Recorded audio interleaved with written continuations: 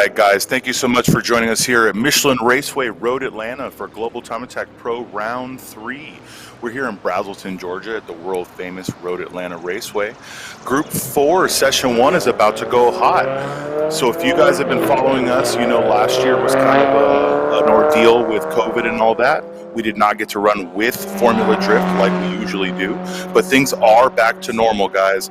We are here. Formula Drift is here. We will be running from 8 a.m. till about 1 p.m. today and tomorrow. Our Group 4 is hot on track. They are just now starting their hot laps, so please let us know. Feel free to watch in.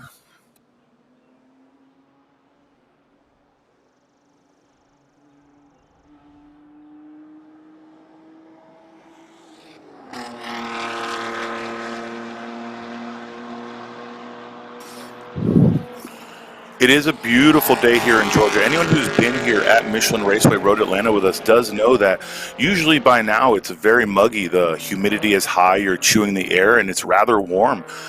The weather is perfect for setting records today. It is in the high 60s right now with pretty low humidity. These cars are happy, the track is happy, the sun is out warming up the track itself. So at this moment, we feel like it is a good day to be here at Road Atlanta. Here's a very picturesque shot. Anyone who's never been here at Road Atlanta, this is what we see. This is such a gorgeous facility. We do events across the entire United States, and the biggest difference between a lot of tracks is just the scenery as a whole. In California, Buttonwillow Raceway Park, we have a lot of dirt, a lot of flat areas. At Circuits of the America, it's a gorgeous F1 track. But here at Michelin Raceway Road Atlanta, there's a reason this is a world-renowned track. Not only the layout, the fact that they do so many races here, the Petit Le Mans, all the things that go on here, but just take a look at this track and the scenery while you're driving. As a driver, you're physically driving through a forest.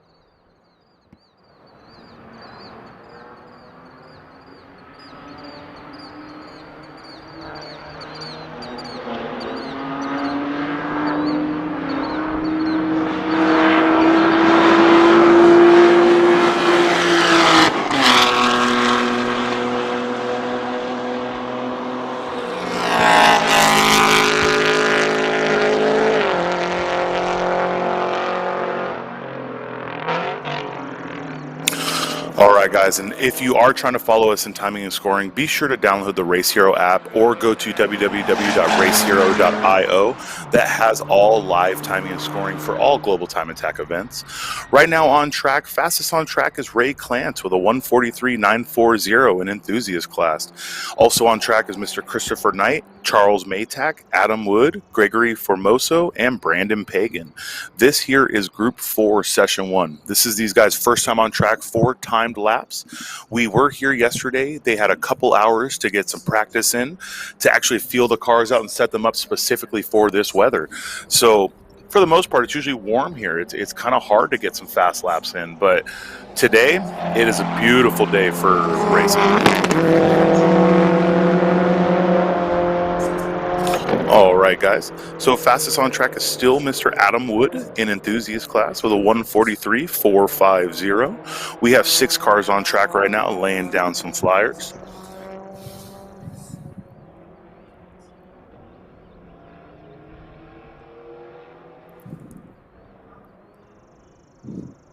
Anybody who's been watching road racing long enough has seen these picturesque shots here at Road Atlanta. It's a track that's very hard to explain. There is a reason that international drivers love coming here and driving it. It's such a challenge, but at the same time requires so much commitment. And on paper, maybe not the hardest track, but anybody who's been wide open through the S's, anybody who has been wide open down turn 12, or overall just try to lay down a lap on the edge here will tell you that it's high risk, high reward across the board.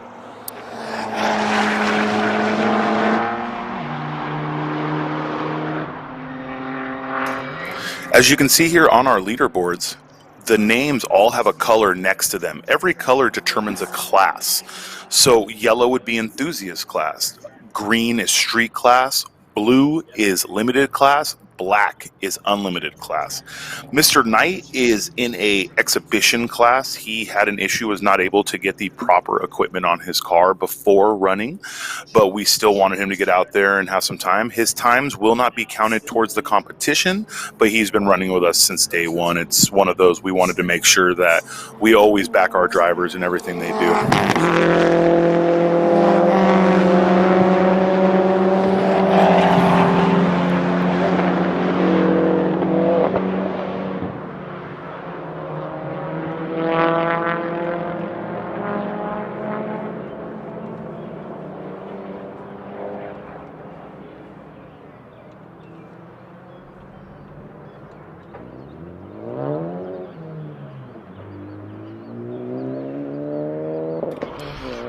Looks like Ray Clance laid down the fastest lap so far with a 141.456.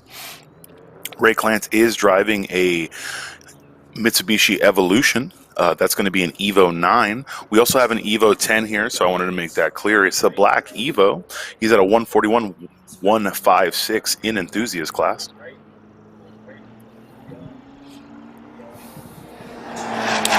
So for anyone who's trying to clarify these times and what they mean, the hardest thing for those that do not know all the track records is, what is a 141? Is a 141 fast? Oh, back it up. Ray Clance just with a 139.348. So already, guys, I was going to let you know that in 2018, the enthusiast all-wheel drive record was set at a 139.808.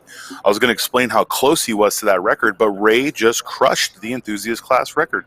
As it stands right now, his unofficial 139.348 would be a new enthusiast all-wheel drive record. It is not an enthusiast overall record. That is a 135.219 from 2016. That's a Steve Green who ran his base model Chevrolet Corvette that was legal back then. So as it stands right now, Mr. Ray Clance is leading this session and reset the enthusiast all-wheel drive record.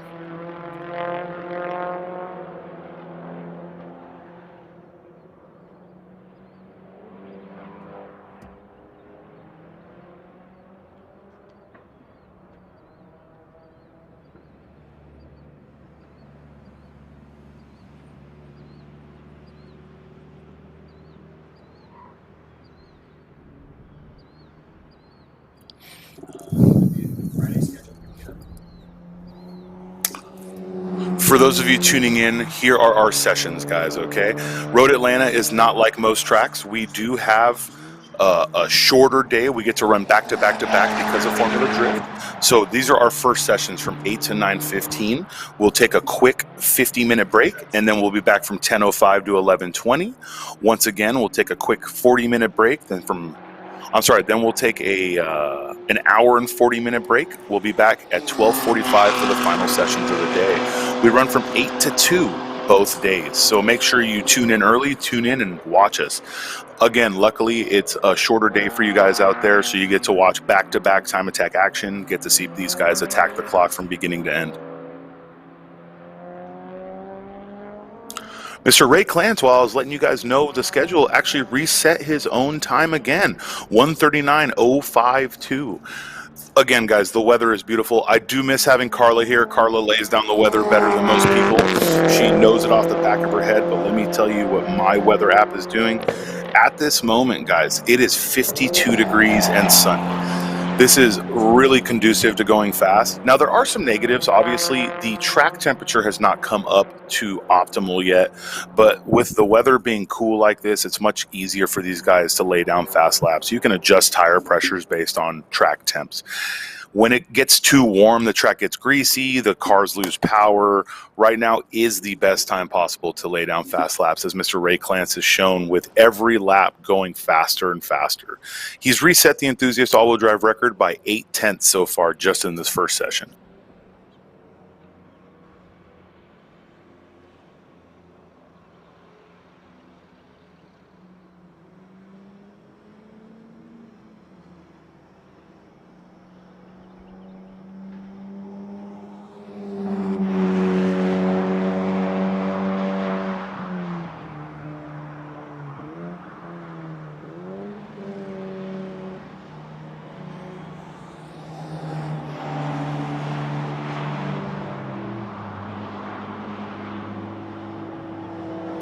That right there is Mr. Ray Clanton, his Evo 9. That's the car that has been resetting the laps. It does look like he is on a cooldown, so he is either done for this session or doing a mid-session cooldown. Odds are he's probably pulling it back in. He's laid down 4 very fast laps back to back to back to back. So he's out there. He's going to cool the car down, bring it in. We may see him lay down another flyer, but after 4 laps, there's a good chance, you know, the tires are not going to be in the best condition, and he probably needs to put a little fuel in that car. So let's go over the times, guys. We have Ray Clance leading this session at a 139.052. We have Mr. Brandon Pagan at a 142.750. Adam Wood at a 143.450. Gregory Formoso at a 144.072. Charles Maytack at a 152.006, Mr. Christopher Knight at a 154.613, and Sheldon Solon at a 159.987. Now, a few of these names are pretty common to us, but quite a few of them are new. So, Mr. Brandon Pagan in his STI, Charles Maytack in his BMW 325i. Adam Wood is in that Subaru Impreza Outback S. We have seen him at many Global Time Attack events. Great guy. Sheldon Solon is in a brand new Honda Civic Type R. Gregory Formoso is in the Evo 10 MR, and Ray Clance, who is leading this session, is in a Evo 9.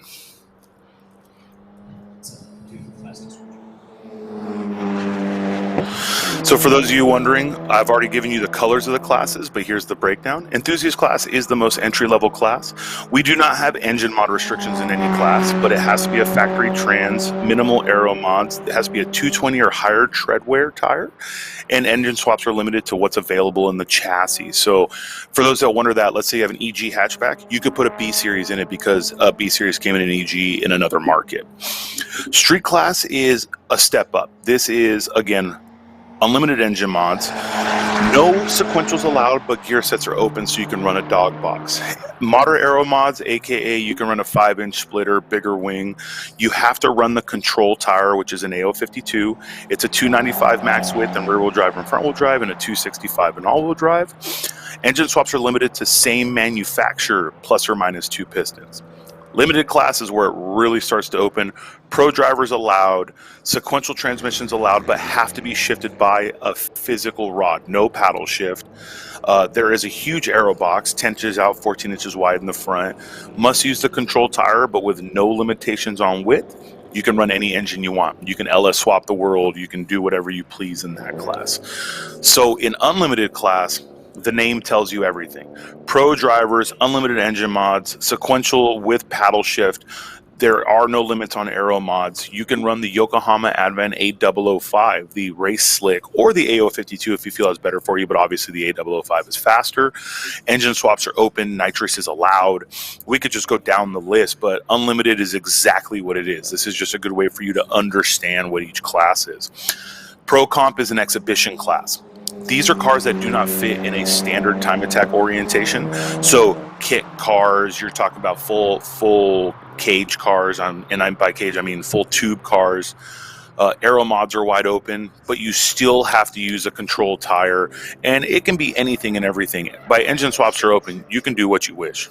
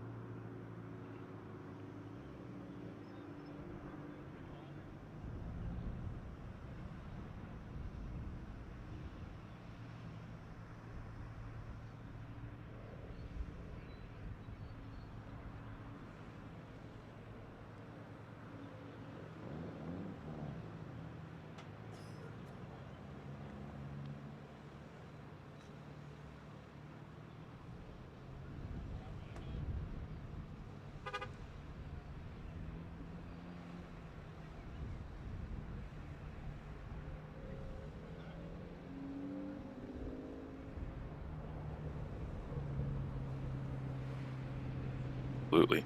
So as the Group 4 Session 1 cars start coming in, this session is checkered flag. Mr. Ray Clance at the time is leading in enthusiast. He was the fastest in Session 4, and he reset the all-wheel drive record. So just know, obviously, this is unofficial, guys. Anytime someone sets a fast lap at an event, it's unofficial till the event's over and we've verified everything. But as it stands right now, Ray Clance is 8/10 up on the enthusiast all-wheel drive record. So congratulations to him and his team.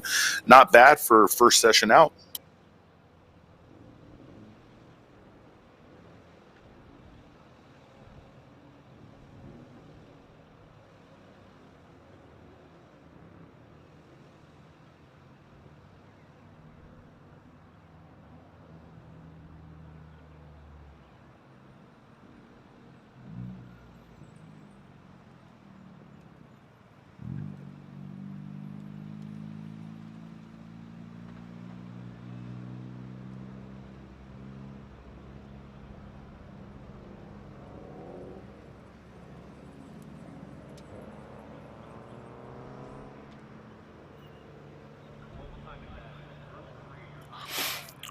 So session 3, I apologize, Group 3, Session 1 has the warm-up flag. They are going to be able to be allowed to be released on track.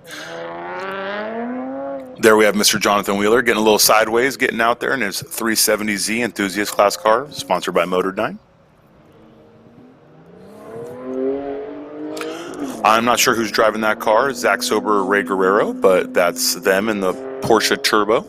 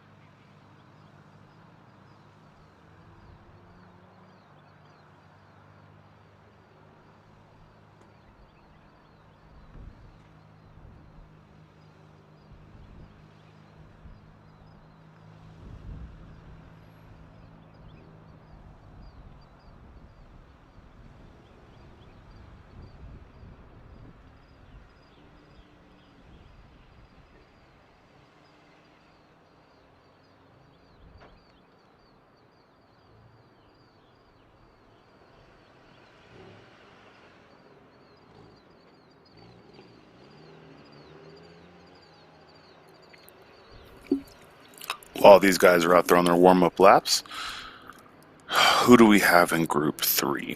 So as it stands right now, out on track, we have Mr. Jonathan Wheeler, Ray Guerrero. It looks like Gabe Finger. That's going to be Matt Bo Hall starting his hot lap. That is also an Evo 10. There's Mr. Jonathan Wheeler in his enthusiast class car. Matt is in street class. As soon as they lay a flyer, you will start seeing actual different colors next to their names on the leaderboards. We'll go over that again as soon as that starts going. But that was Ray Guerrero right there, being followed by who I believe is Gabe Finger.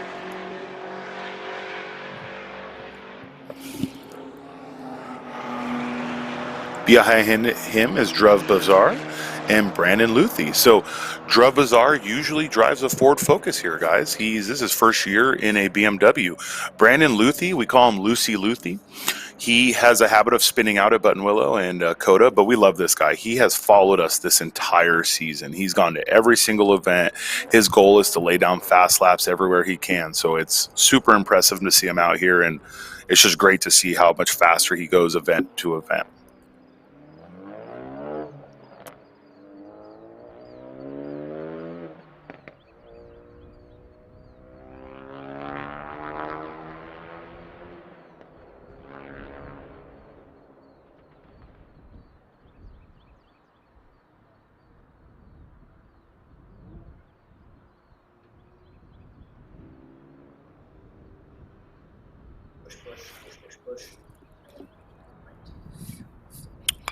Here's an amazing shot to show you how hard it is to actually show you the entire track. Road Atlanta has so many undulations and different elevation changes that you put a camera in any single location and you can't really pick up much more. So here on the back straight, you can really tell it is straight, has some up and down, tree coverage.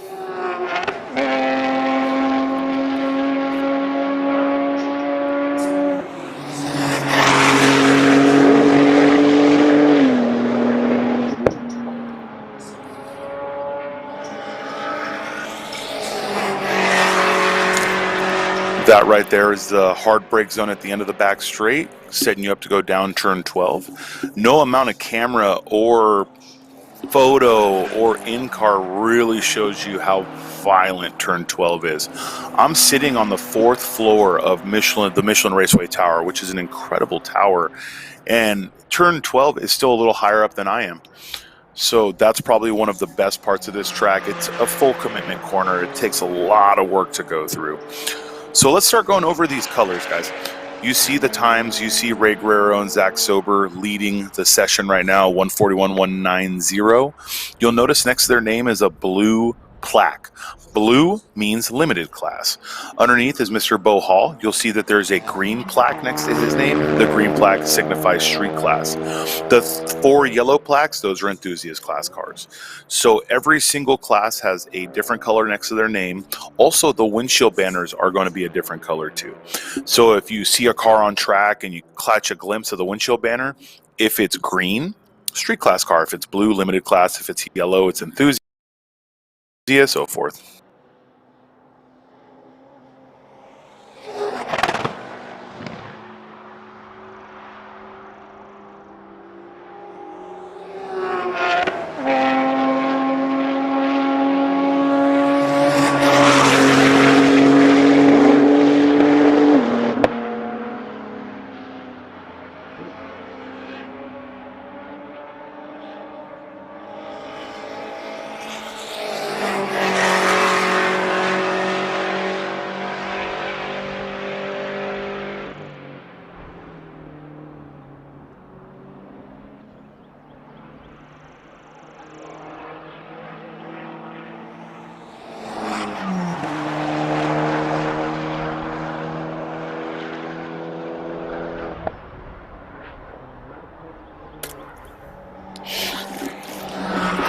So far in this session, we do have Mr. Ray Guerrero and Zach Sober leading a 138.861. Those are a few guys that have also been following us. They were just at our last round at Buttonwillow Raceway Park. Jonathan Wheeler at a 146.24. So Mr. Wheeler has a lot of work to try and chase this record, okay? John Wheeler is a fast driver. He's a great dude, but the enthusiast road drive record's a 135.219. So he's got a long way to go there. Jamie Santos with a 138.222, running the fastest time in this session right now.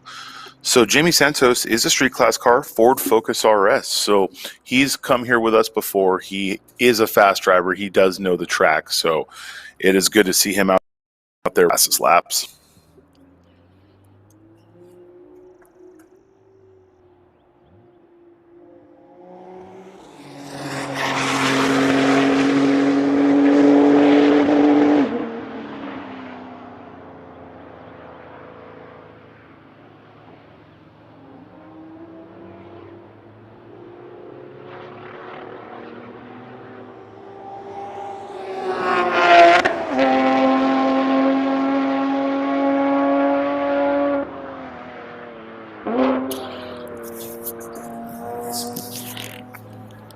This right here is Mr. Santos going down the back straight. So you'll see, obviously, this is the back straight. It's got a little curve here and there, but it does have a wide open throttle, small kink in it, leading into the braking zone. So this is probably one of the most exciting parts of the track. You see he stays to the right.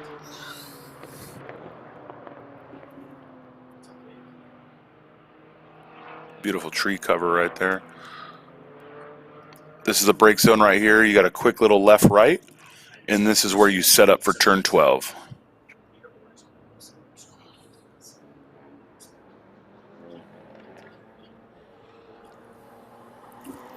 And let's see if he laid down a faster lap.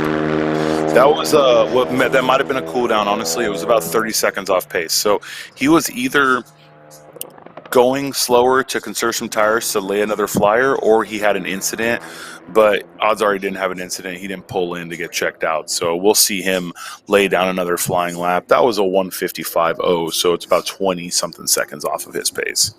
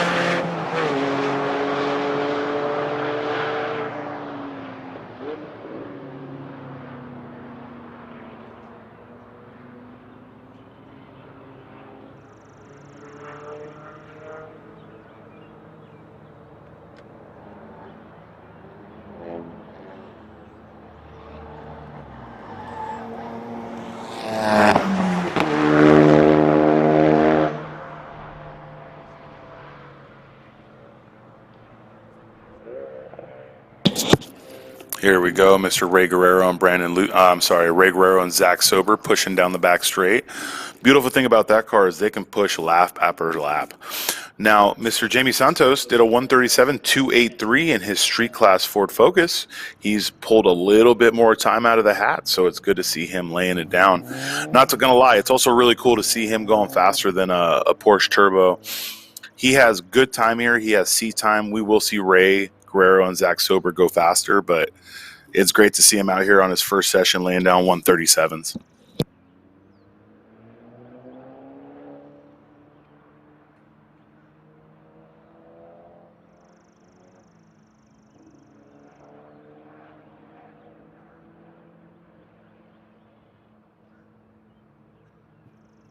Here are the times we have so far, guys. We have Mr. Jamie Santos at a 1:37.283, Mr. Guerrero at a 1:38.861, Jonathan Wheeler at a 39.943, Daniel Overbay at a 1:41.858, Gabe Finger at a 42.370, Matt Bohall at 42.534, Brandon Luthi at a 44.615, and Druv Bazaar in his new BMW at a 52.682.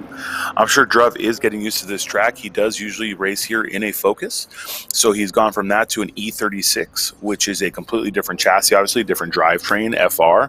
So he's out here learning, getting used to it, but I'm sure we'll see his lap times drop.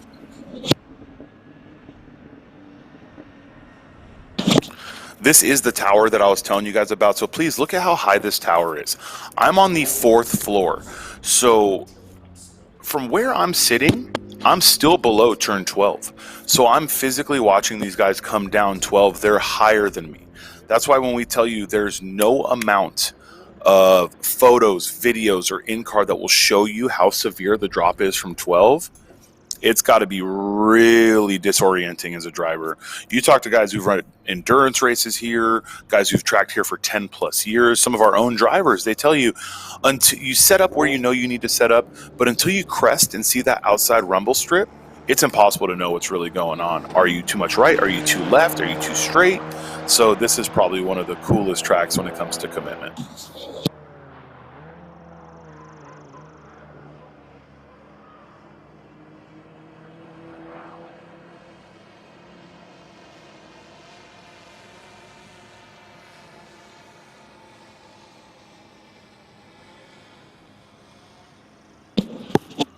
So here you can see the drone is about level with the Fox factory sign right here. And you can really see how high off the ground he still is. So this is probably one of the best points of reference you'll ever have.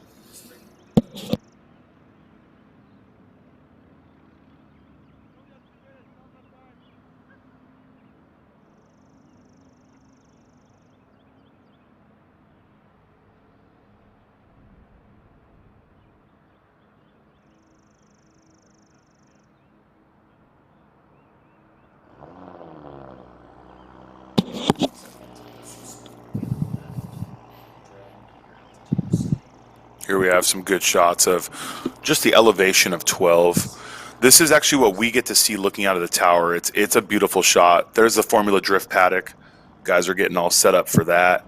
And here we have our drone operator and our cameraman. So those guys are killing the game right now. We're blessed to have a nice production quality drone with us. Road Atlanta is such a hard track to show you what's going on, so having a drone here really helps. And then in the floor just underneath, not that floor, but in the floor just underneath them is where we are in the tower.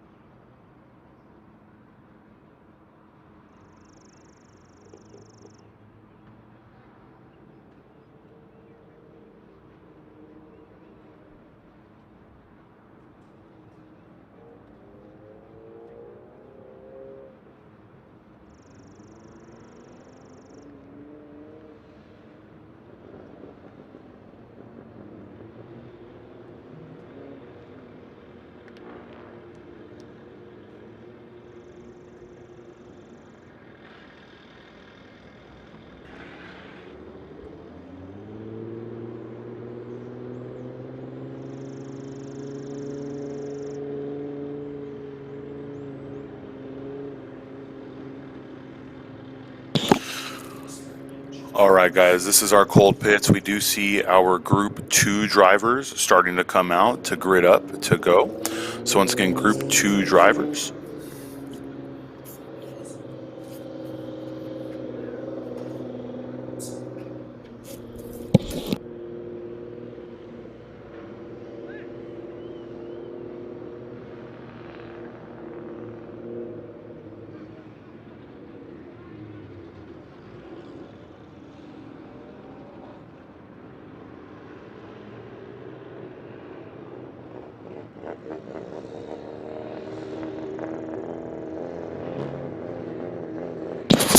Here we have some of our own cast-in crew putting in the work.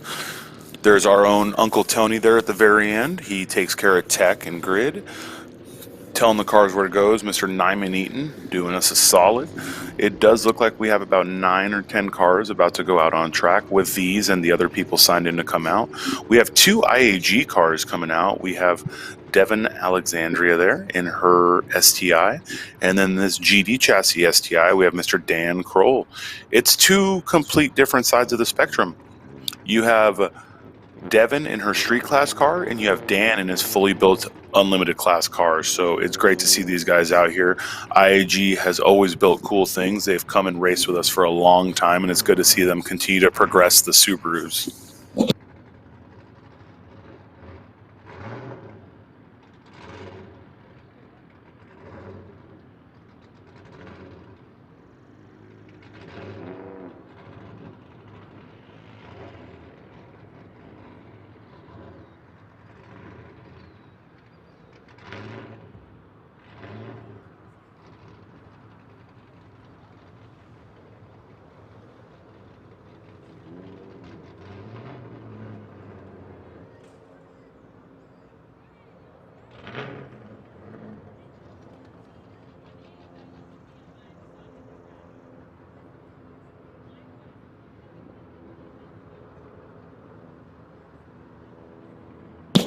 If we could get people like this working on California freeways, we wouldn't have any traffic jams. These guys are figuring it out super fast.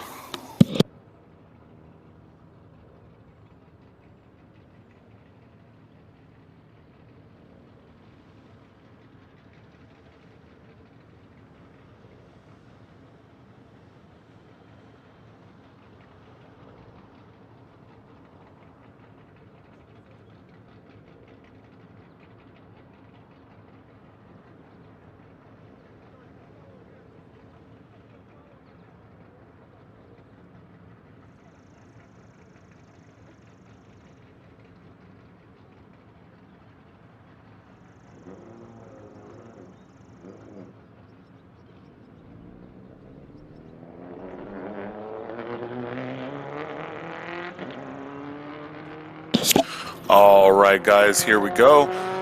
Group 2, Session 1 is going hot. Group 2, Session 1 is going hot. These guys are going up for their warm-up. In case you're wondering how these groups are laid out, I can break that down for you very easily. We lay out our track on speed index. So the first person in Group 1 is the fastest person on track, all the way down to the final person in Group 4. We let them out with a good gap. It is up to the driver to keep their gap, obviously. This is time attack. This is not wheel-to-wheel racing. These guys want clean air and free time to be able to lay down their fastest lap. So as you can see, Tony there is releasing and holding, releasing and holding, releasing and holding. A little smoke pop and bang there from the USR Type R. Here we have Devin going out in her street class STI. And behind her is going to be Corin Tyson in the JST Performance 8th Gen Honda Civic Si. Corin and Brian, they're a fantastic couple. They're a power couple in time attack, if you ask me. But it's great to see them. They build whatever they can to come compete with us, and it's fantastic to see them out there. As these guys do their warm-ups, we're going to see times really drop down. Not only is the weather still amazing outside, at this exact moment, it is still 54 degrees.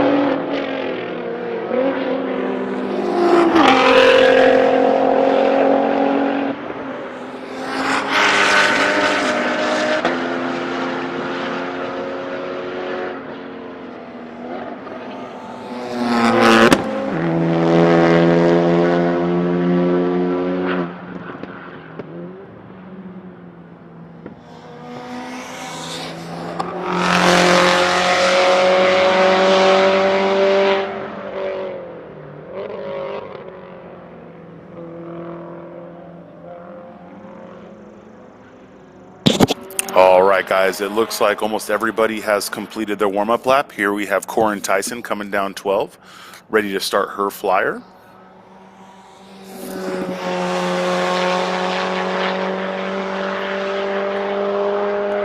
So we're going to see some flying laps now. This is Corin going into 1. Turn 12 and turn 1 are very, very important to your lap time. How fast do you go down 12 and how much speed do you carry through 1 can really determine your lap here, because this is still a power track. It is technical. It does have some sections where it is very important to hit your marks. But at the end of the day, carrying as much speed as possible is what gets you the lap time at Road Atlanta.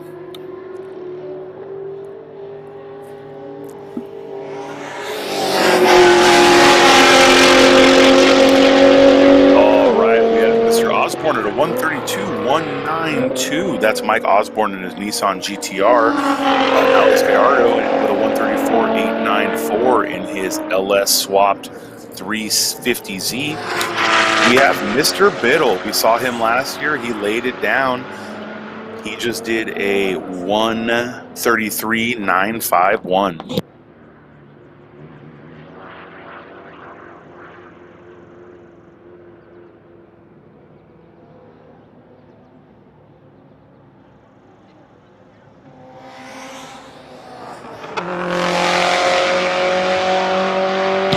Devin Hoffman at a 142.028. She's working into that speed. She did a 134 here last year. I'm sorry, at her last event here on some used tires. So she's very confident she's going to be able to lay down a 33 or a 32. It does seem like because the weather is still so cool, these drivers are working into their lap times. The temperatures and pressures still need to get into these tires. You're not going to be confident in a car when the temps and pressures aren't right. The car isn't going to feel like it's turning correctly. Nothing is going to feel right.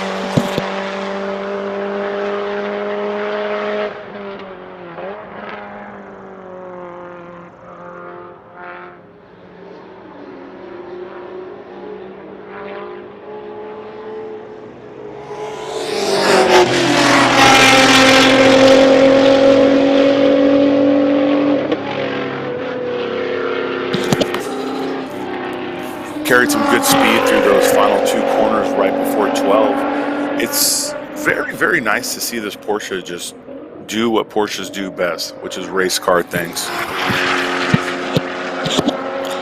That is Adam Phillips in his Cayman GT4. That is a Club Sport car, so it is in Pro Comp. He is out here laying down a fast lap time. To be clear, people ask these questions, why a car like that would be in Pro Comp. It's a factory production race car. We do not allow production race cars in Time Attack. It has to be a car that could be bought off of a dealer's lot. So, you know, Porsche Cup cars, Super Trofeos, all these vehicles that are built race cars, they can still run with us. They can run Pro Comp. They can try and lay down their fastest lap, which a lot of these guys do love because the series they race in, there's BOP, there's restrictors, there's everything that goes on with it. Where here, they can run them flat out.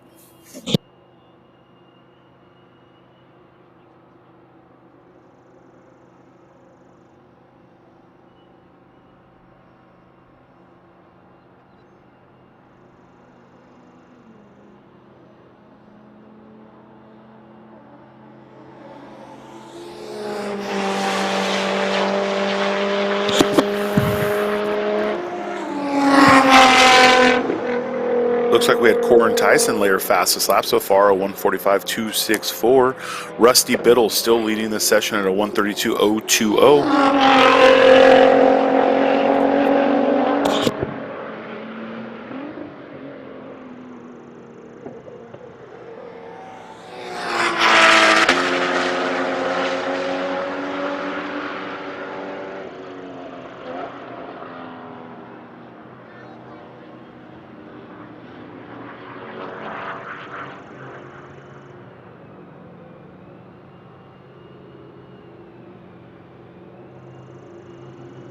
Here we have Devin Hoffman about to go down 12.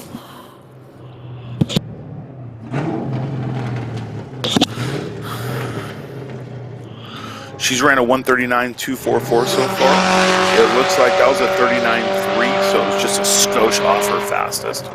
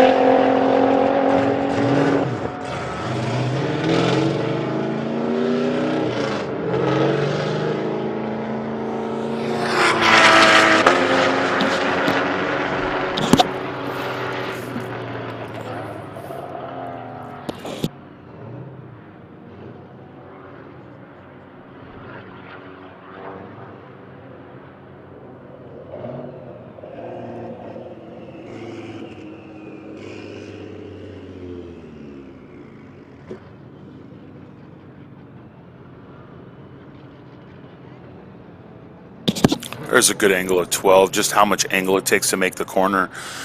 Seeing it from up here, you think they're coming straight down, but they're coming through a corner up over a crest, which is completely blind, and then a downhill right-hander, which is full commitment.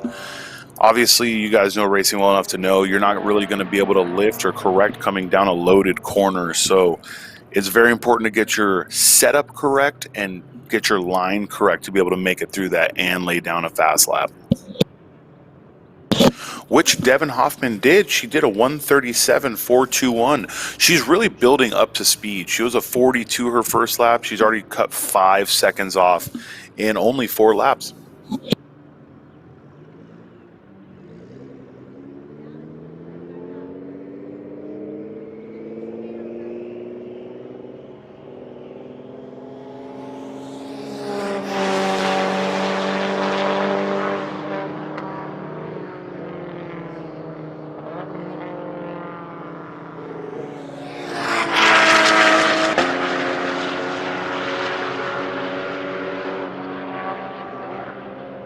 So it does look like we have a car stopped on track.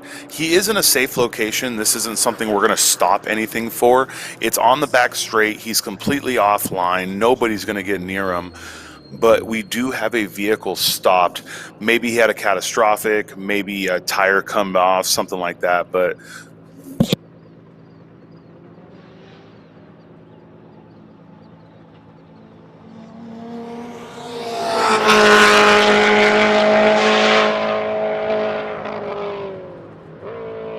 that is actually the USR Civic Type R. This is the car that at the beginning of the session you saw was blowing some smoke out when he started to take off. Not a common thing to see on these cars, but it is a turbo car. I mean, having a little oil pooled up before takeoff is not necessarily unheard of.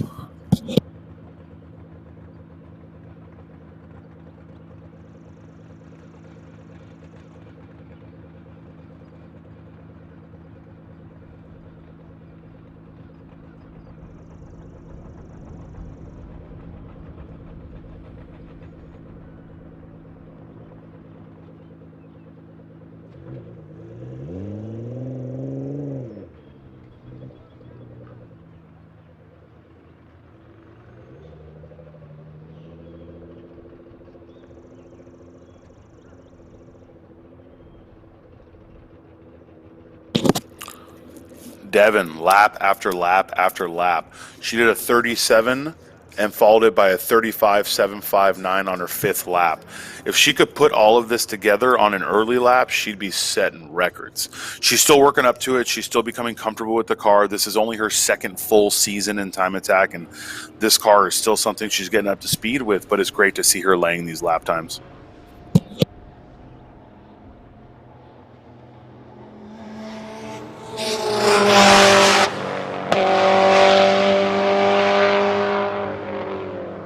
There it is, 134.938. She got into the 34s.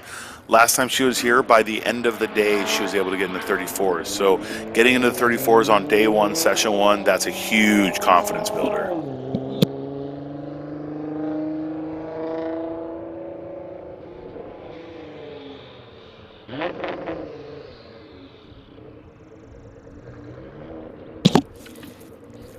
This is the checkered. If she chooses to finish this lap, that lap will count, and then that'll be the end of her session.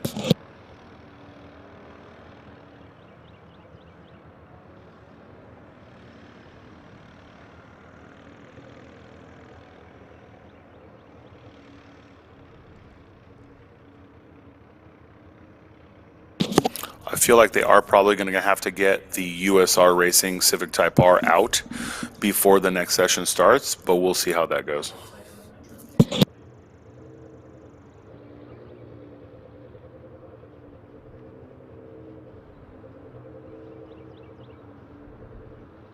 It does look like she's still trying to lay another flyer. Let's see if she can get this one in a low 34.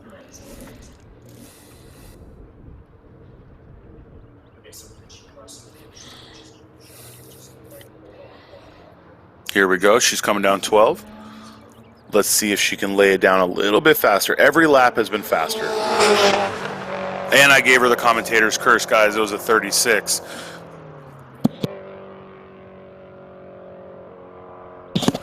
This really is a true testament to the Yokohama tires, though. She ran 7 hot laps and went faster every single lap. So here's what we got. Session 1, Group 2. We have Rusty Biddle in his GTR running a 132.020. We have Mike Osborne in his GTR running a 32.129.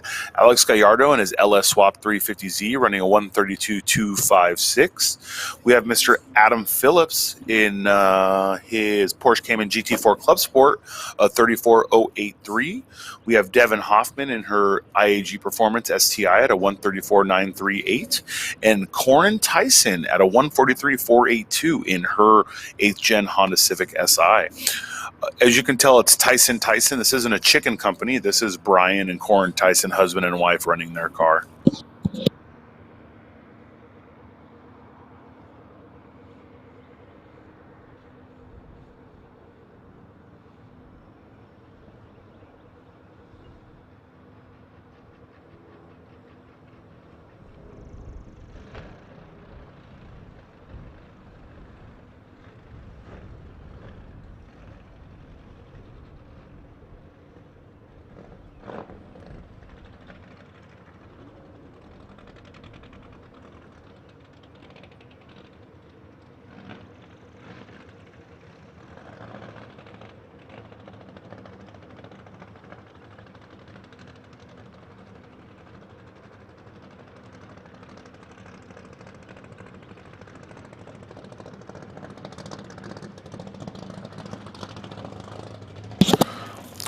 These cars are getting lined up, so we are going to pull that car off track before we go hot here.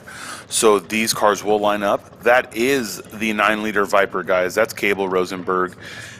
That's one of the best sounding cars in our series, guys.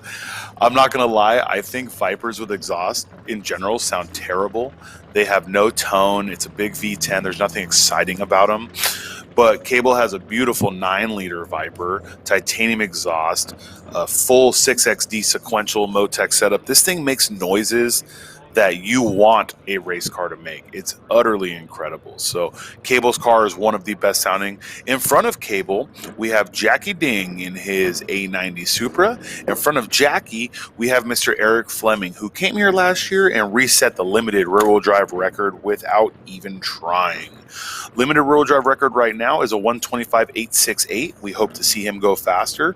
Just like I believe the street overall may drop again. Jackie did a 127.923 last year, so he's definitely looking to surpass that. The development on the car between last year and this year is astronomical. He broke his record at COTA this year by a good margin, so I feel like he is going to come in here and he feels like not only is he the favorite, but he has to reset his record again. So we'll see how Jackie lays it down.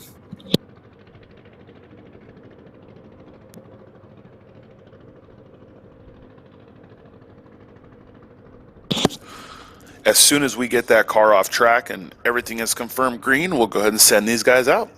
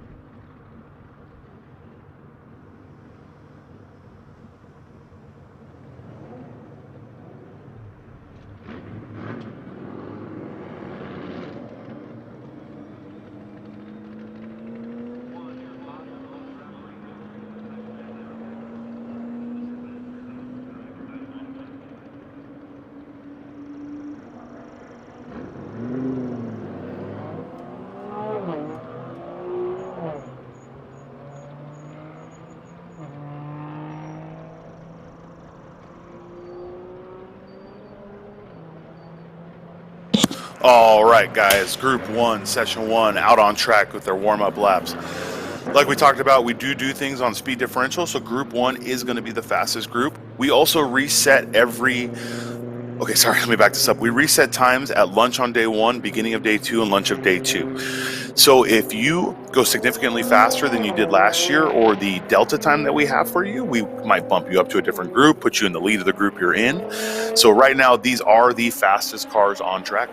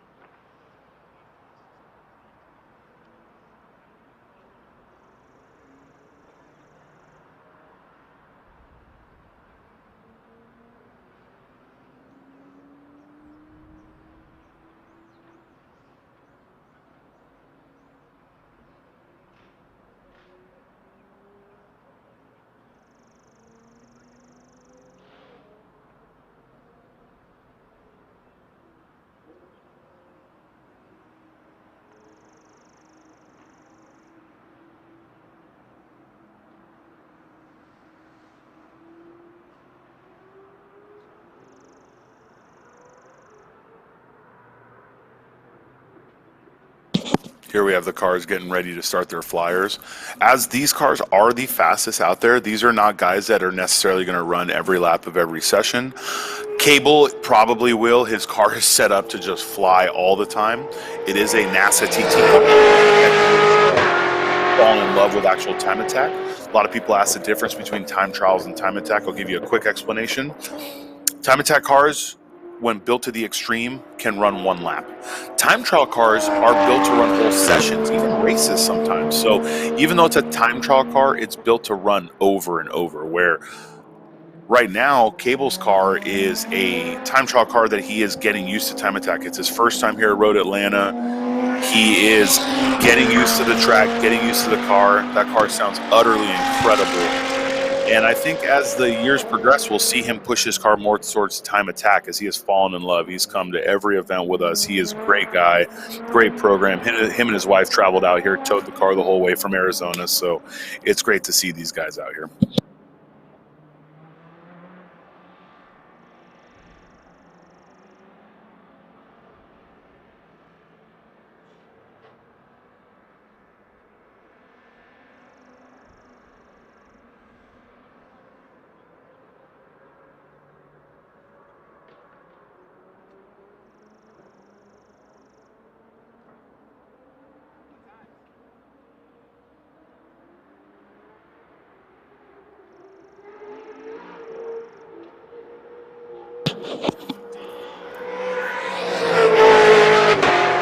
All right, guys, there's Eric Fleming just laid down his first flyer.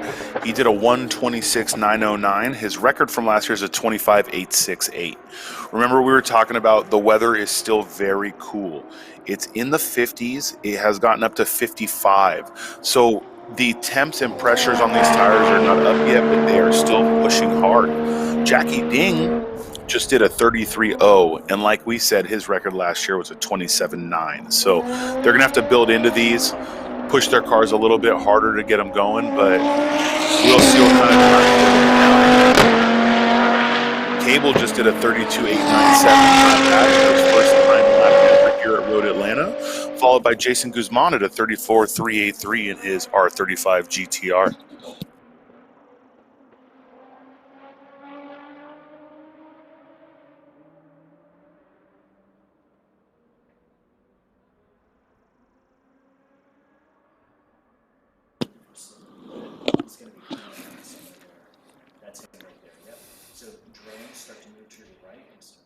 Here we have, this is Eric Fleming on his second flyer. This is another amazing car. Now, let's be very clear here. He is running in limited class. I'm sorry, Eric Fleming's coming down the front straight. He is running in limited class. His car is very basic for a limited class car. 25.436. He just reset his own limited class record by 4/10. The track is fast, guys. Let's see if Jackie can do the same. Eric Fleming has already reset the record. We have a enthusiast all-wheel drive record reset, limited rear-wheel drive record reset. Let's see if Jackie can reset his street rear-wheel drive record.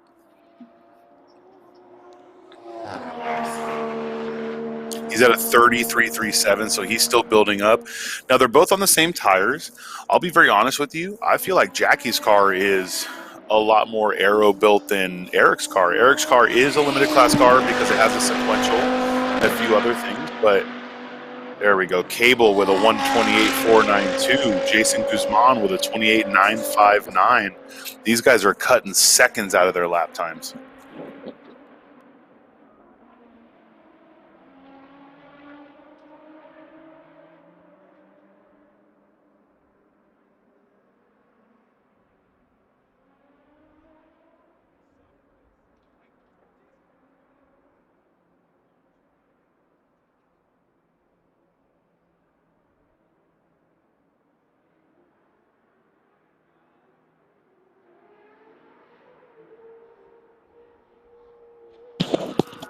All right, guys, one more time.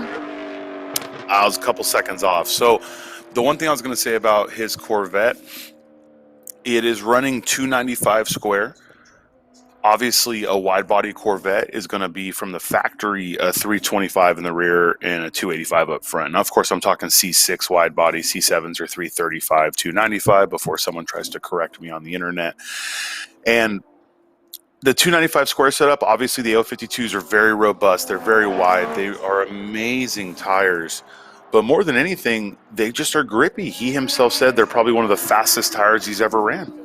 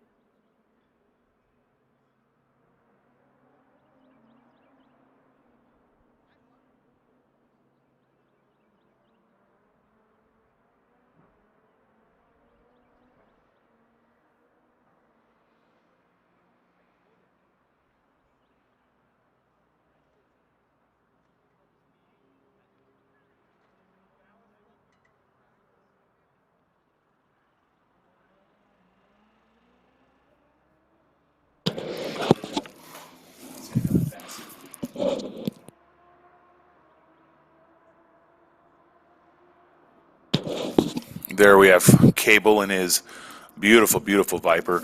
Once again, not to talk about one person for so long, but it's great to see competitors come, fall in love with the sport, and continue to run every event they can. It's Cable's first event with us was at GTA Finals in 2020 at Buttonwillow, and I have seen him at every event since. I don't know if you can hear that through my microphone, but his car is so loud that in the tower you could hear it on the other side. So I love listening to his car.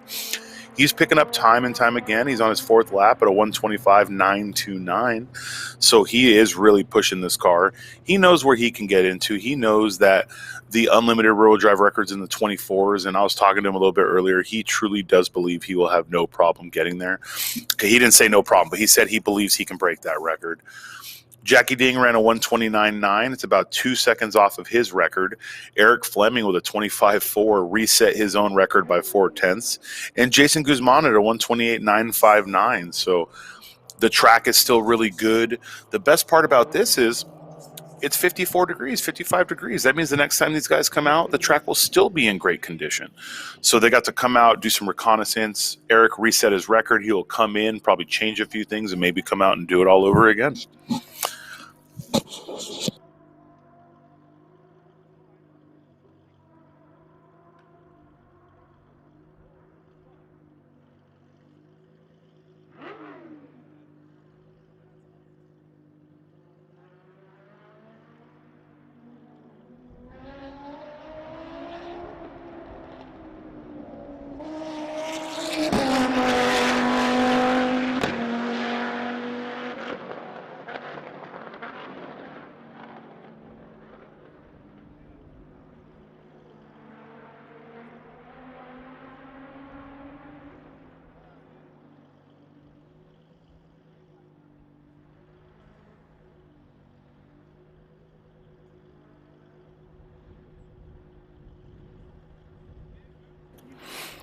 Cable does have this track to himself right now, which is probably a joy for him.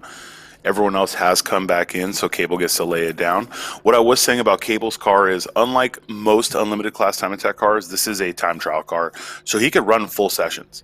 And he can run full sessions and continue to go fast because the Yokohama Advent A005 is a very robust tire. It's fast, but it allows him to go lap after lap after lap with very little runoff on time. So we'll see Cable continue to push himself and push the car. Cable as a driver, he is constantly developing himself. He's going faster at every event.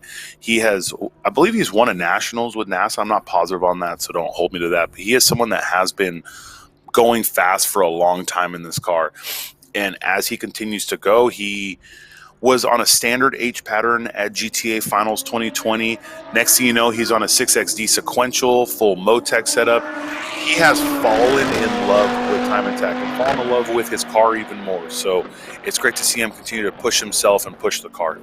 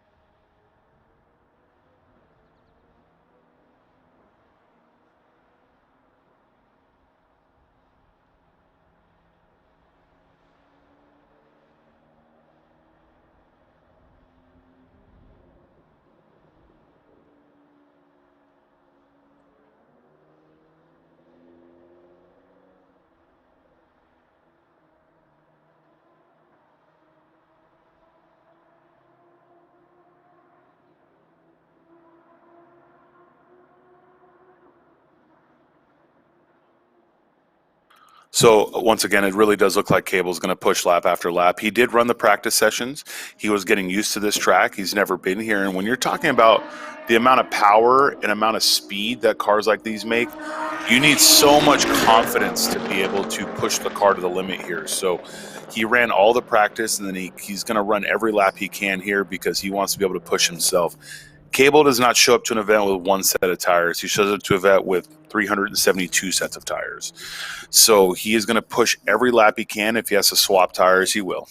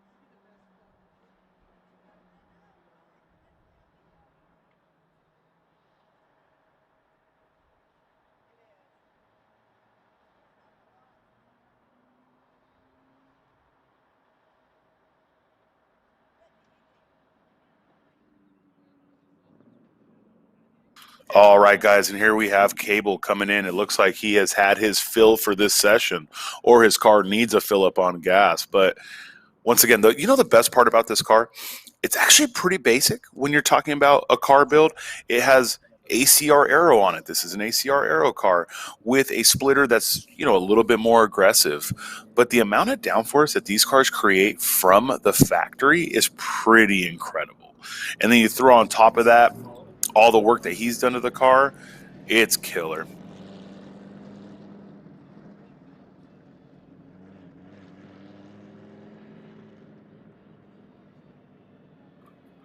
Here you got Cable coming through the hot pits.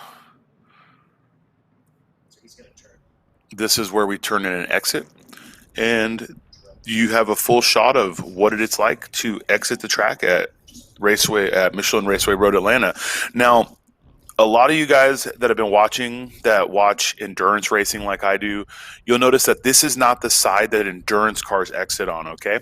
When you watch Petit Le Mans, when you watch any kind of race that goes on here, they actually exit on the other side of the paddock. That's where the other hot pits are. That's where you're going to see fueling and tire changing and all of that. So during these events, we run on this side because that side's on the Formula D paddock side. So we get the bigger cold pit, the bigger paddock to be able to have our guys set up. Here you do have the times from session one, group one. Eric Fleming reset his own record by 4/10. Cable Rosenberg, first time out here at 25.9. Jason Guzman at 28.959. And Jackie Ding about 2 seconds off of his own record at a 29.956. So here's what you got going on out here.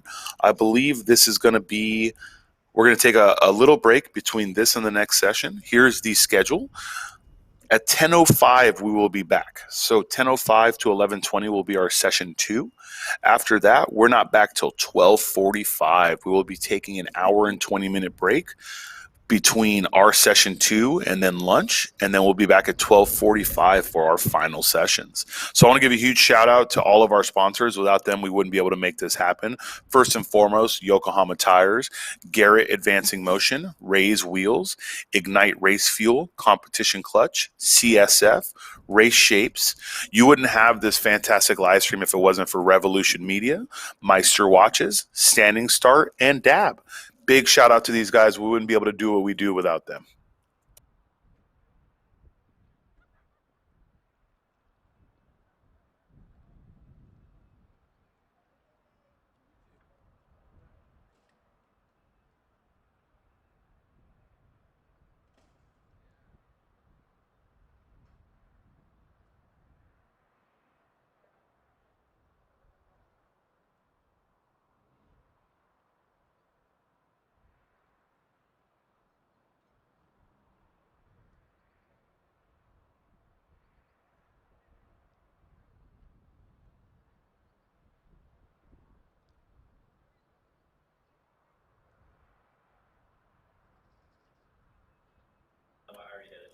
All right, guys, and here we have full standings. Here's your enthusiast class.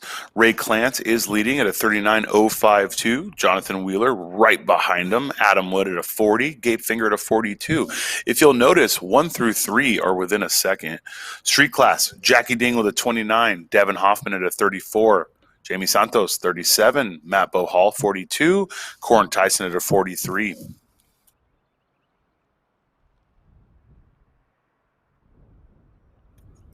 Eric Fleming, not only resetting his own record, but leading limited class at a 25.436. Jason Guzman at a 28.9. Mike Osborne at a 32. And then Ray Guerrero at a 38. Cable is leading unlimited class at a 25.9. Rusty Biddle and his GTR at a 32.0. And then Alex Gallardo at a 32.2. I was going to tell you, Jeff, if you ever need to talk to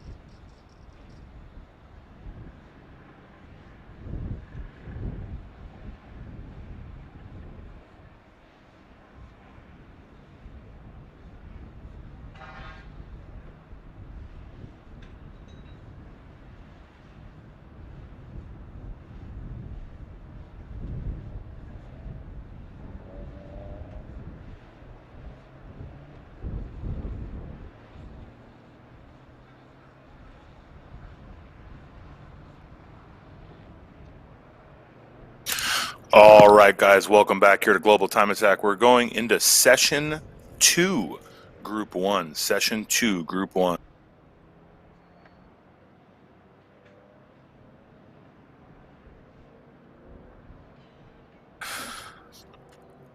Here we have, this is actually group 4, by the way. Group 4, session 1. After the first session, I was talking to some drivers, and it seems like the track is in a really good place. Like I thought, the temperature was still a little too cool to run their fastest lap on the very first lap because the track temp is a little too cool. So you'll notice most records, the records that were broken today were broken on the second, third, fourth lap. The engines are very happy. The cars are very happy in this temperature, but obviously you need to get the heat in the tires. You need to get the heat in the track to be able to get all the grip possible to be able to run the fastest lap you can. So it's still in the 50s, guys. It's 55, 56 degrees right now, but the sun is out. There we go. It's up to 58 now. The sun is out. It feels good in the sun. So it will continue to heat up this track, and as more cars go out there, it will continue to lay down rubber and get warmth into the surface. So I'm sure we're going to see a few more lap times drop significantly. The records that have dropped so far, we have Eric Fleming taking 4/10 out of his limited class record from last year. And then we also had the enthusiast class record, enthusiast all-wheel drive record drop by Mr. Ray Clance. So we'll see what he can lay down this session.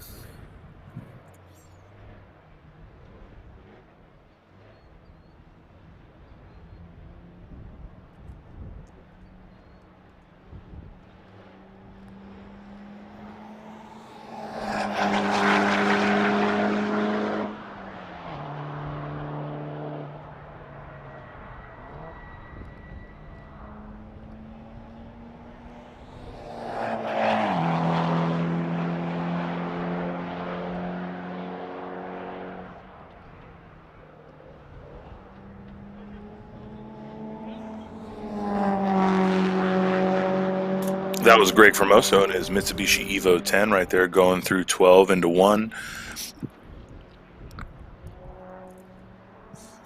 These are the few sections where hitting your marks are very important. Obviously, 12 and 1, the marks matter. They're just very high.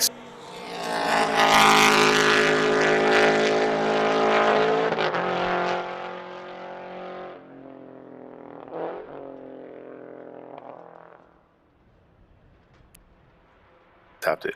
As you can see through those S's, that was the world famous section here at Road Atlanta. It's a significant climb. It's a drop down to an up. This track is all about elevation change, undulations, things that you can't see on camera or in car, to be very honest with you. It's something where you have to be here to really understand it. Here he is getting on the back straight. That isn't so straight, but this is going to be the highest speed section out there.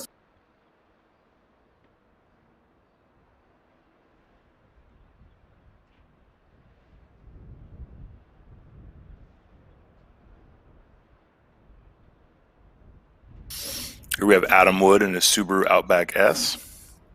Everyone here is on a flyer. They have already all done their warm-up laps. So about to cross start finish is Ray Clance. Let's see if he can reset his record again. He's a 146, so a little bit off. But like we said, the weather is still very cool. It takes some time for these tires to get up to temp, and it's not really a place where you can push the car hard before the car has maximum grip. You're not going to go down 12 at full speed if you aren't sure of it. Adam Wood, though, with a 38 666, fastest out here in the session. He was the third car out, but he is laying down the fastest lap right now.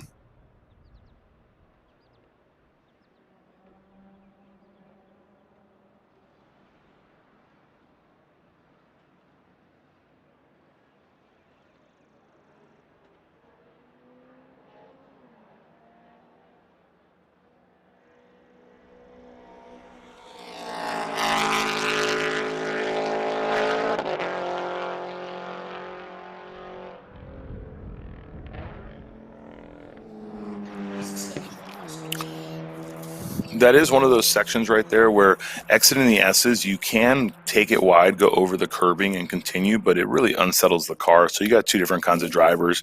The guys who want to keep it on the inside of the curb on the exit, and those that just want to push it to the max to try and carry as much speed.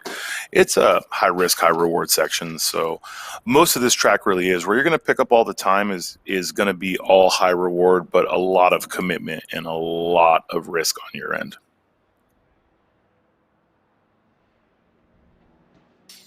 He kept it pretty tight there through down the back straight. You'll notice he's slowly getting to the right for the hard brake zone here into the left-right complex before he crests the hill. It's very important to keep it tidy through here. Obviously, you want as much exit speed as possible before cresting the hill and coming down 12.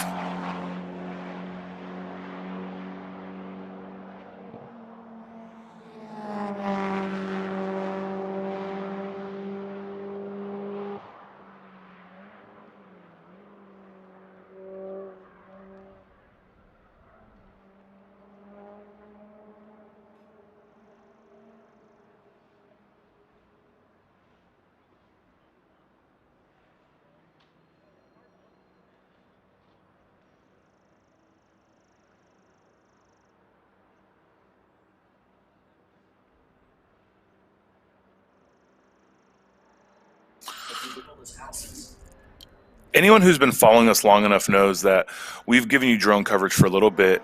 It's incredible to see how many houses are being built around this track. You can see in the background there all the homes, and the road leading up to Road Atlanta is just, they're building and building and building. It's great to see that here in Brazelton, the economy is growing, people are moving in. Georgia in general, the Atlanta area is a beautiful place to live. A lot of people are moving out here, and it's great to just see everything in the area grow. It's good for us. It's good for the city. It's good for our sport. So it's awesome to see. Ray Clance is about to lay down another lap, so let's see what kind of time he sets.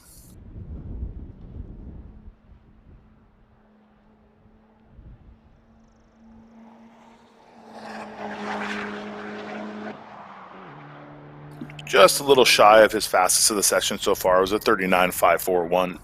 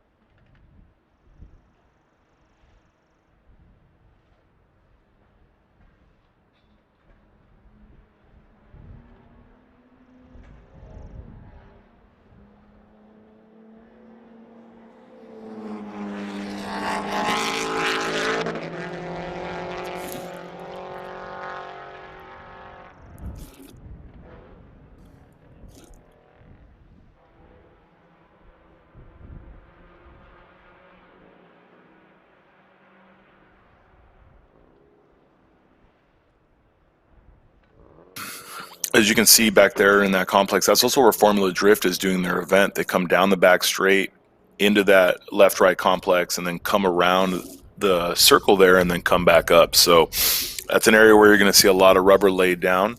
Ray is coming into the pits right here, as you can see. We got more and more competitors and spectators coming in. Here's that beautiful Michelin Raceway tower.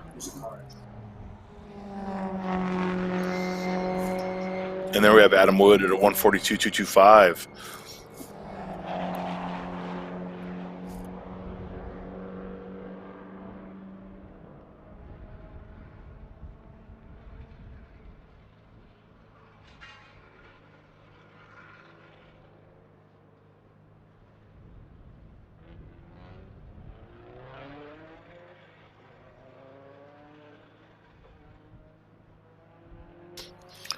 We'll try to. I mean, not we'll try, but if I were you, I'd highly recommend trying to get a shot of the S's from the top looking down.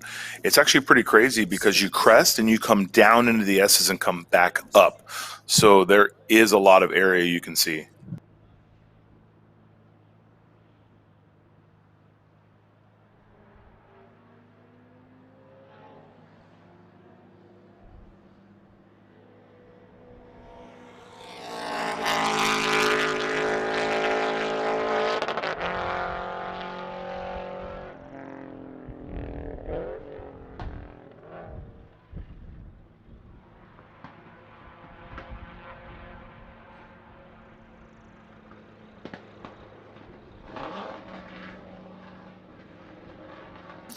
So if you look here, you can kind of tell, but it cuts down. So here we go. We have a car. So he is going downhill right now. This is downhill.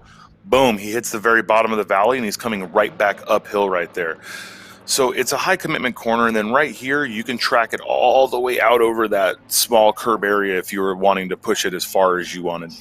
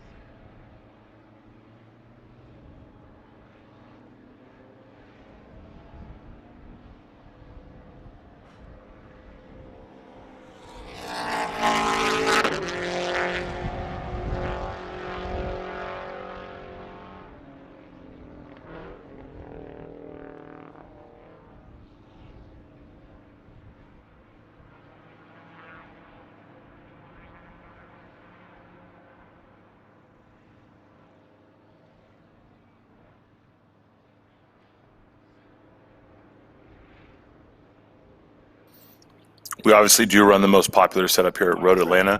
You'll saw there over the left is the bypass. So he's at the bottom of the hill. Now he's going to start coming up. He's going to make this left. And then depending on how much speed you carry, a lot of people will be on top of that outside curbing.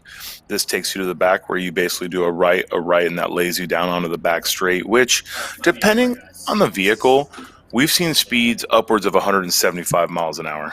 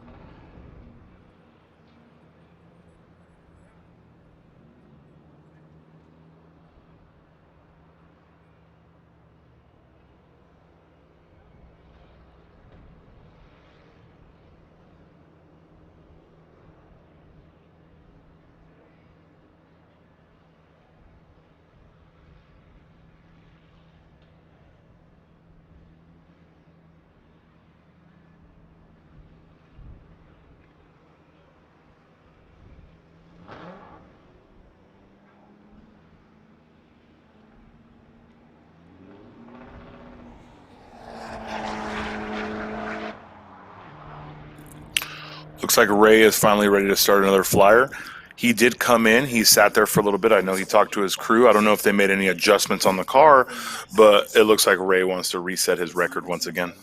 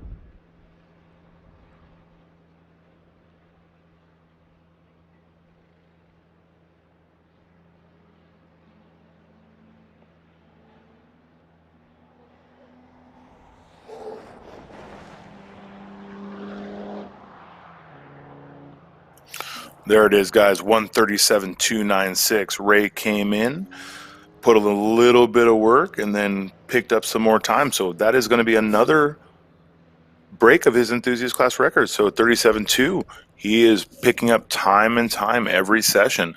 The track is obviously developing. He's becoming more comfortable out there, and the surface is getting better. So we're going to continue to see these times drop.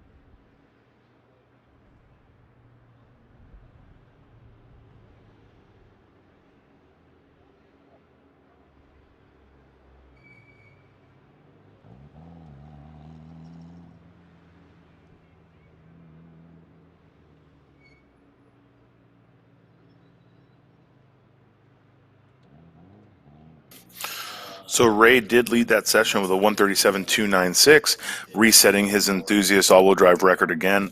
The way it's going with him and a few other people, I think we're going to see these times continue to drop.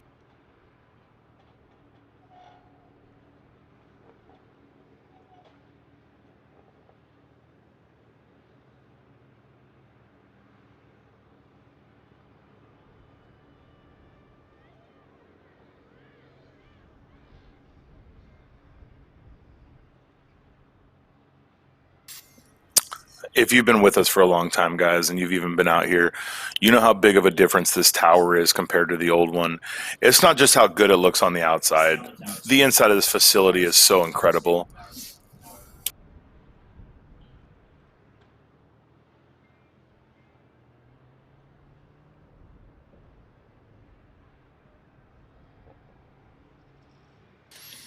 We still have Group 3, Group 2, and Group 1 left in this Session 2 of our time attack sessions.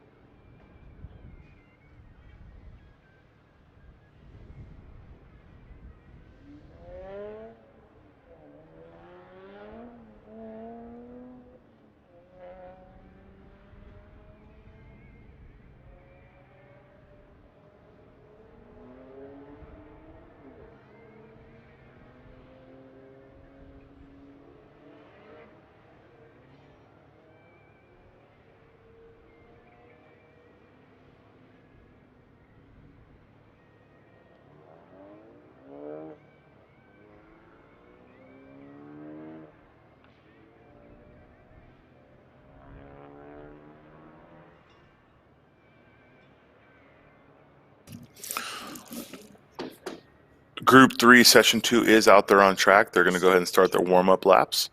So as soon as they start their flyers, we'll go ahead and start tracking these cars for you.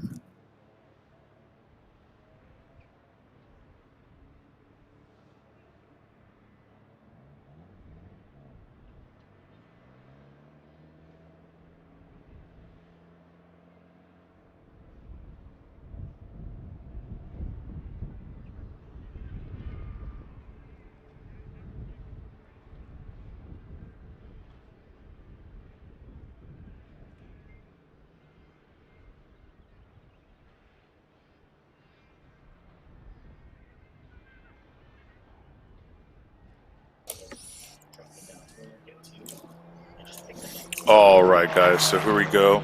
This is going to be Matt Bohall starting his hot lap, being followed by Daniel Overbay.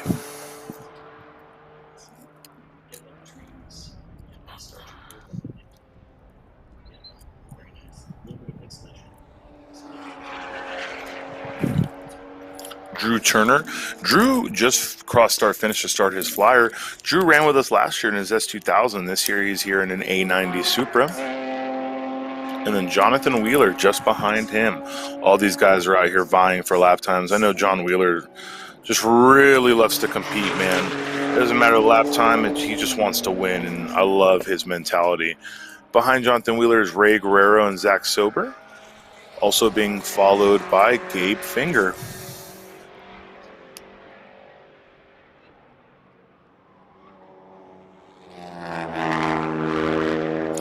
Jamie Santos is the last one across start finish, it looks like. Oh no, we have Luthi Goosey over here.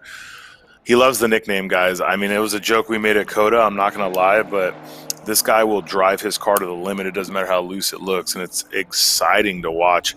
Being followed by who I believe is Drug Bazaar.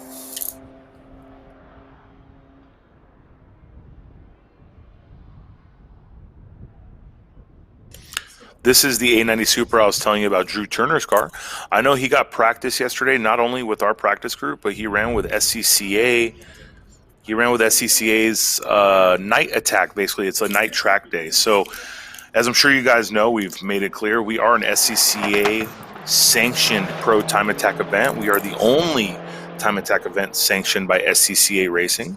So all of our drivers do have an SCCA pro time attack license. And Drew Turner, who wanted a little bit more time in his car, not only ran our practice day, but he ran with SCCA right after.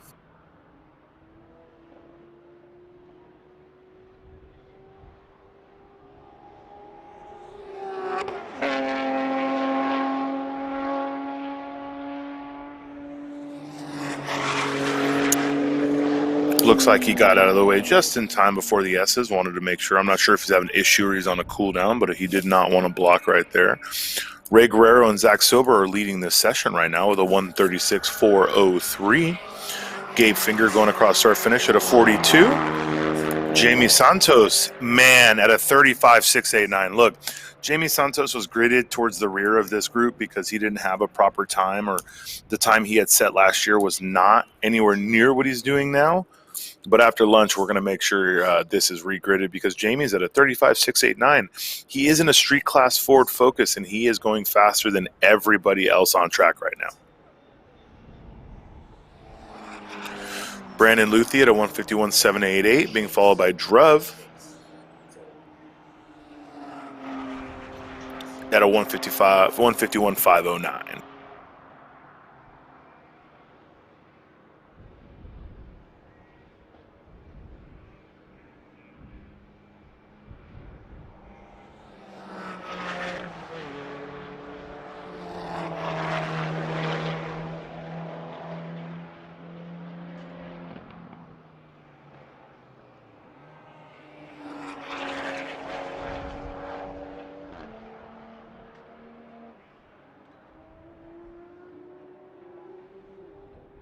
All right, here we have Mr. Jonathan Wheeler being followed by Ray Guerrero coming down. John Wheeler at 139.244. And now Ray Guerrero at 35.314. They are now the fastest people in this run group.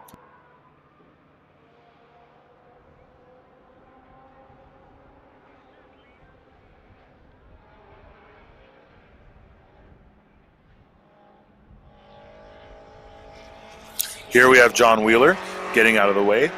They are obviously in a time attack session, so it's up to him to get out of the way if he chooses to. He finished his hot lap. He knew that Ray could go ahead and lay another flyer down, so he made sure to get out of the way in a safe place.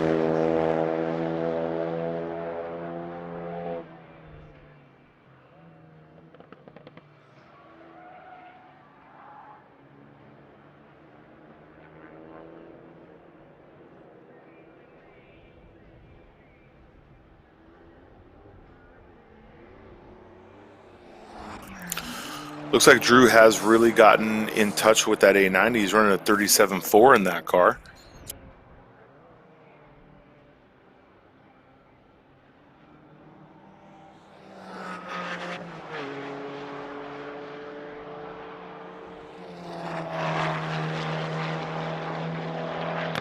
Matt Bohall just ran his fastest of a 141.614 for this session.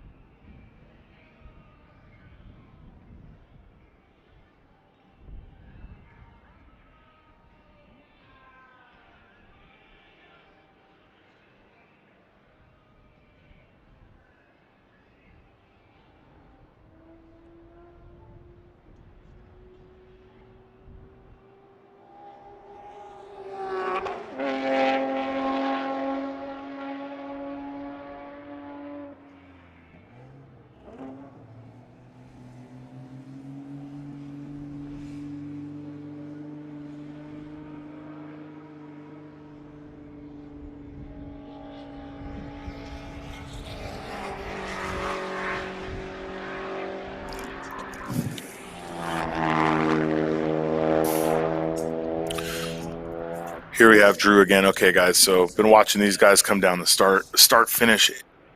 Jamie Santos is really pushing hard to get back to fastest in this run group.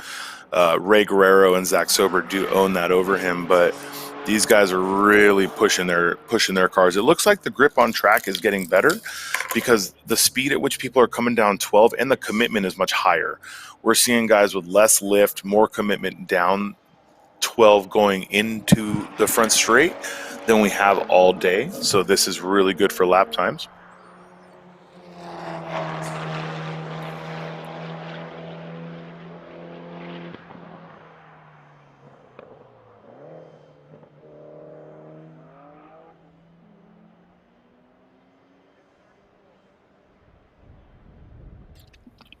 Notice how much exit curb he used right there. So right there is what I was talking about. You can really use all of that curbing on the exit to hold your speed.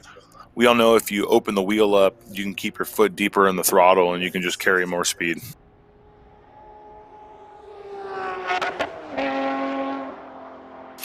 Jonathan Wheeler with a 39.090. That's his fastest of the day right there.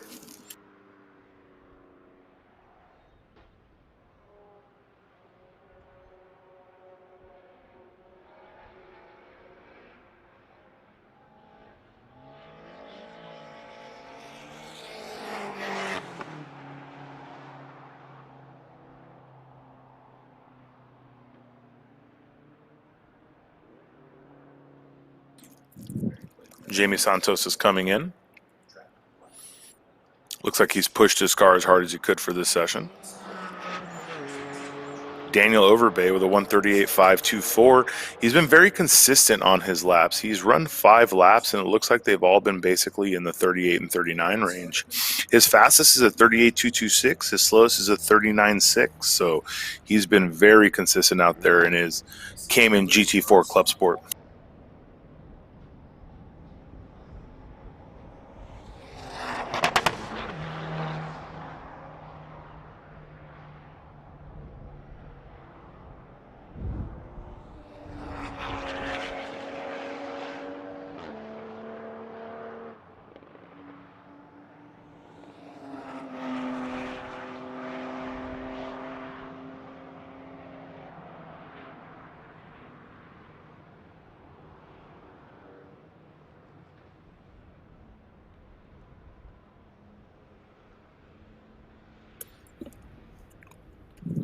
So here was what we have going on, guys. We have Ray Guerrero and Zach Sober, number 888, limited class at a 135.314. Jamie Santos in his street class, Ford Focus, just off them by about 3/10 of the 35.689. Drew Turner in his street class A90 Supra, 37.451. Daniel Overbay in his Cayman GT4 Club Sport, which is a Pro-Com car because it's a factory race car at 38.226. Jonathan Wheeler running his fastest time of the day so far at 39.090 in his 370Z, followed by Matt Bohall, Gabe Finger, Brandon Luthi, and Drev Bazaar. This group has been running very close to each other. It looks like the times are dropping and the track is getting faster.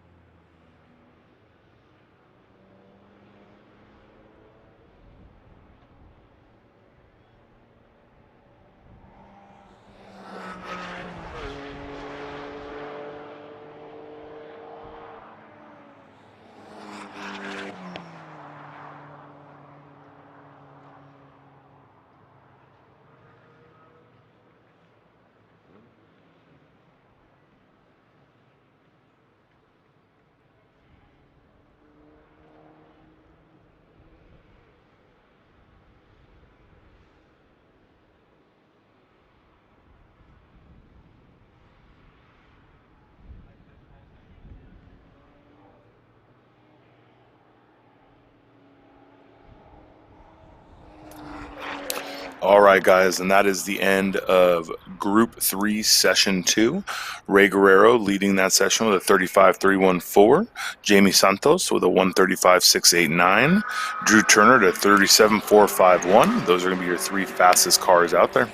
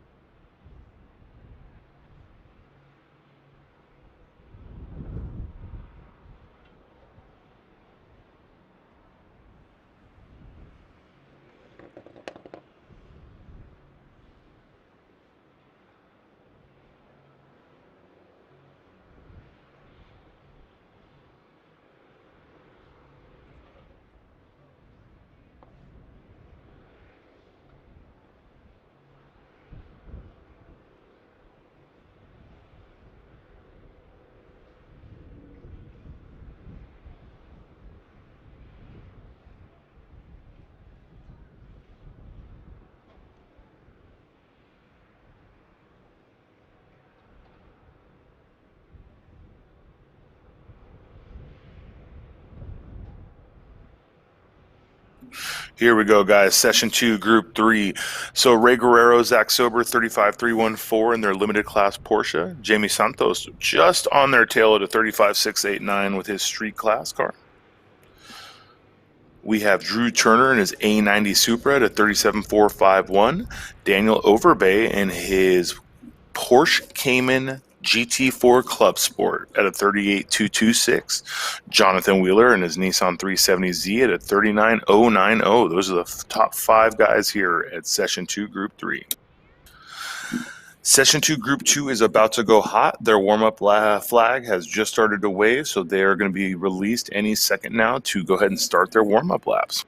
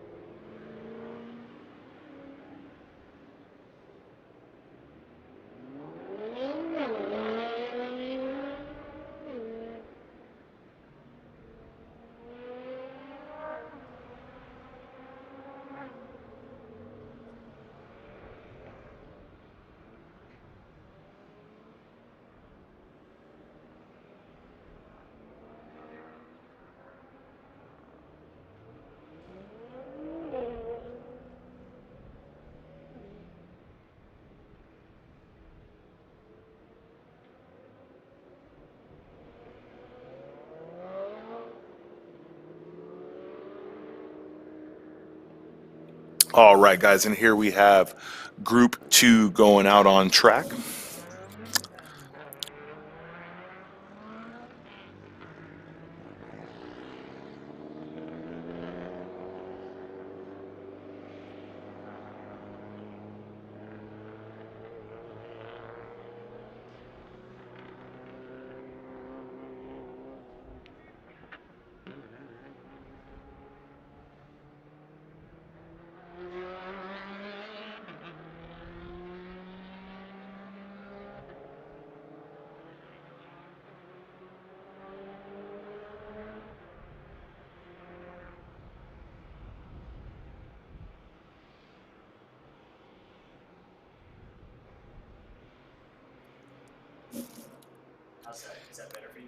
All right, here we have a Nissan GTR on the back straight, warming up the tires, getting ready. There are quite a few GTRs here. I'm not positive which one this is, but I'll tell you in a few seconds.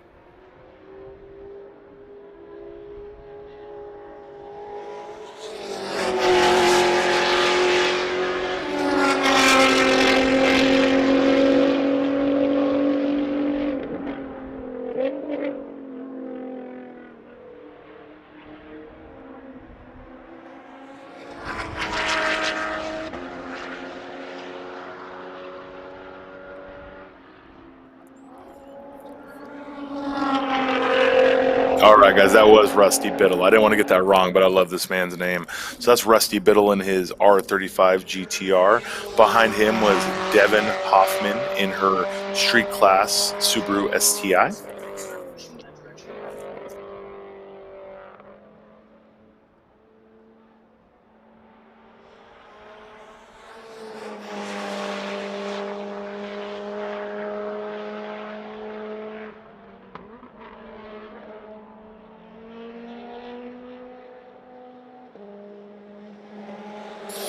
It does look like we have Dan Kroll. He's going to set a lap time. He went out last session and came in before he set a lap. So it's going to be good to see what he can lay down. He's been going faster everywhere he's gone this year.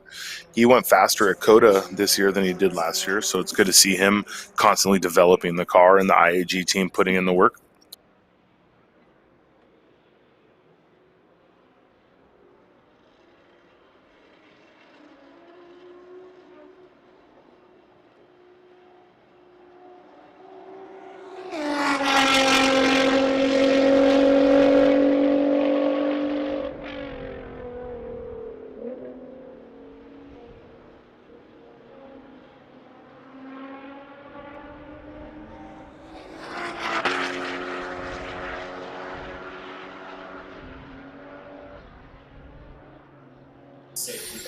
All right, guys, fastest so far, Mike Osborne with a 137.53, Adam Phillips at a 32.969, and Rusty Biddle at a 34.969.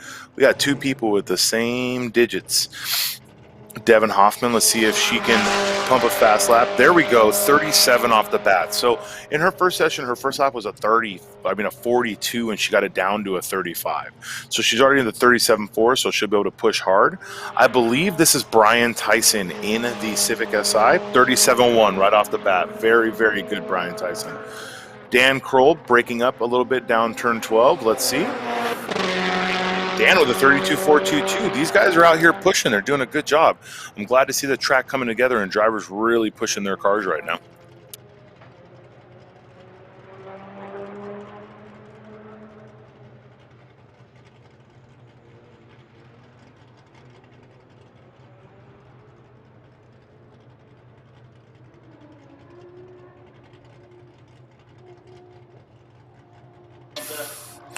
All right, so let's see what he laid down here. We have a 131 from Mike Osborne. It was about 4/10 off his fastest of that first lap. So he's still pushing the car pretty hard. It's good to see these guys pushing. Let's see what Mr. Phillips runs on this lap.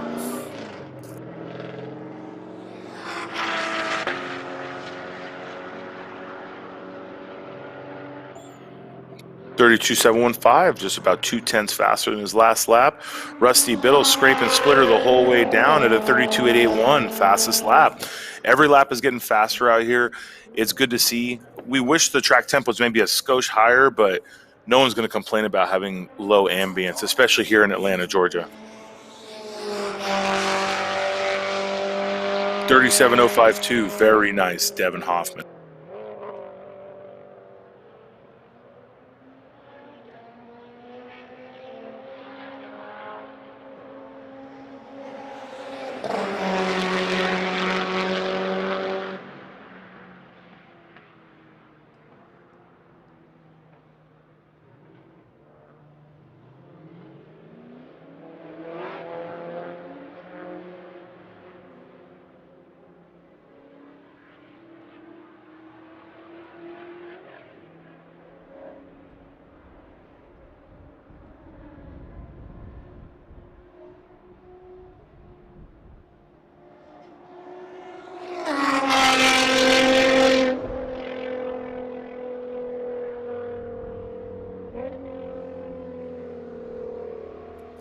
It looks like Dan Kroll, fastest of this session, a 1:32.03.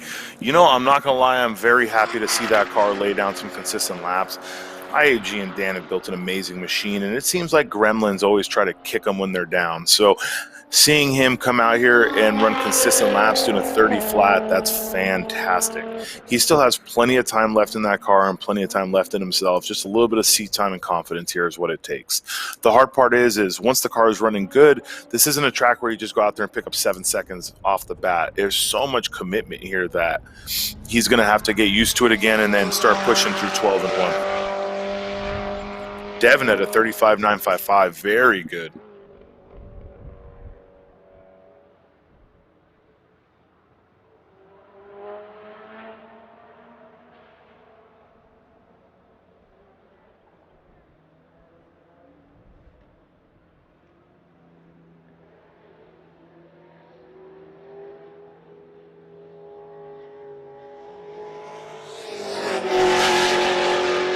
Alex Gallardo is out there to actually start a flyer.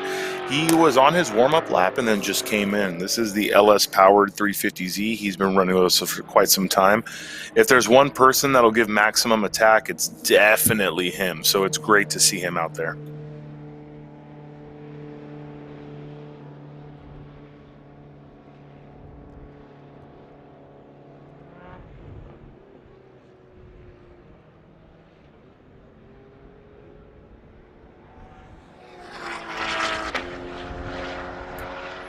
Adam Phillips about 2 seconds off his fastest.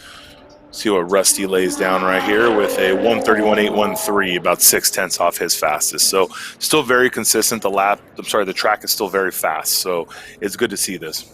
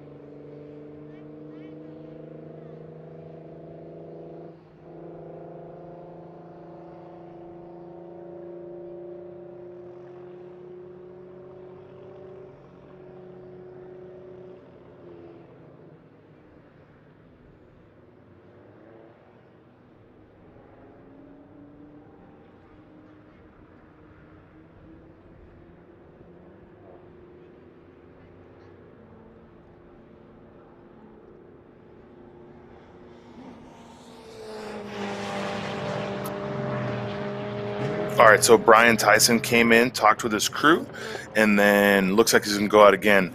Corin has not ran here in a little over a year. That was her fastest first session at a 42. Brian went out first lap 37.1, so let's see if he can lay down in the 36s. Devin Hoffman took a few tenths off her fastest at a 35.126.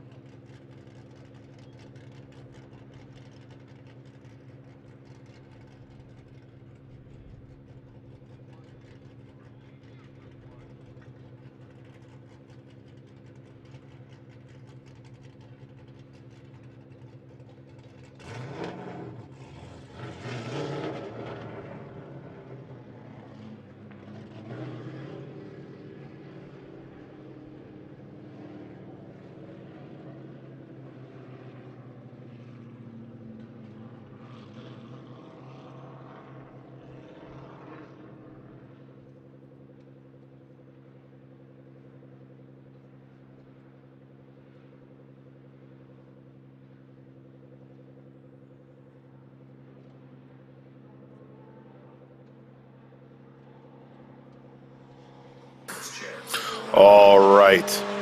154.566. I'm not sure if Brian's having issues or if he's ramping up because he's still pushing really hard right now. But that lap was significantly off pace. So maybe he was doing a real good warm up and he's going to push it hard right now.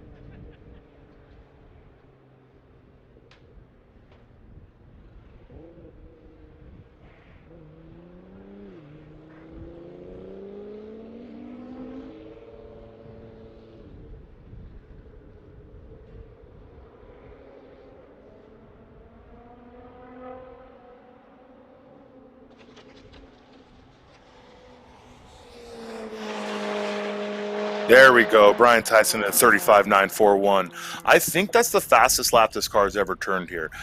I'm using my mental bank here because they bring so many different cars to run with us, but I'm almost positive that's the fastest lap. This car is the same as it was in Coda, but they had to fix a fifth gear synchro. The clutch completely fried itself, so it's a fresh clutch, fresh training rebuild, and it looks like the car is really moving. I don't know if he's turned it up yet. I know they have a map with more boost. I'm not sure if they're on it yet. My guess is no because it's still early day one, but it's great to see Brian out here really laying down some fast lap times.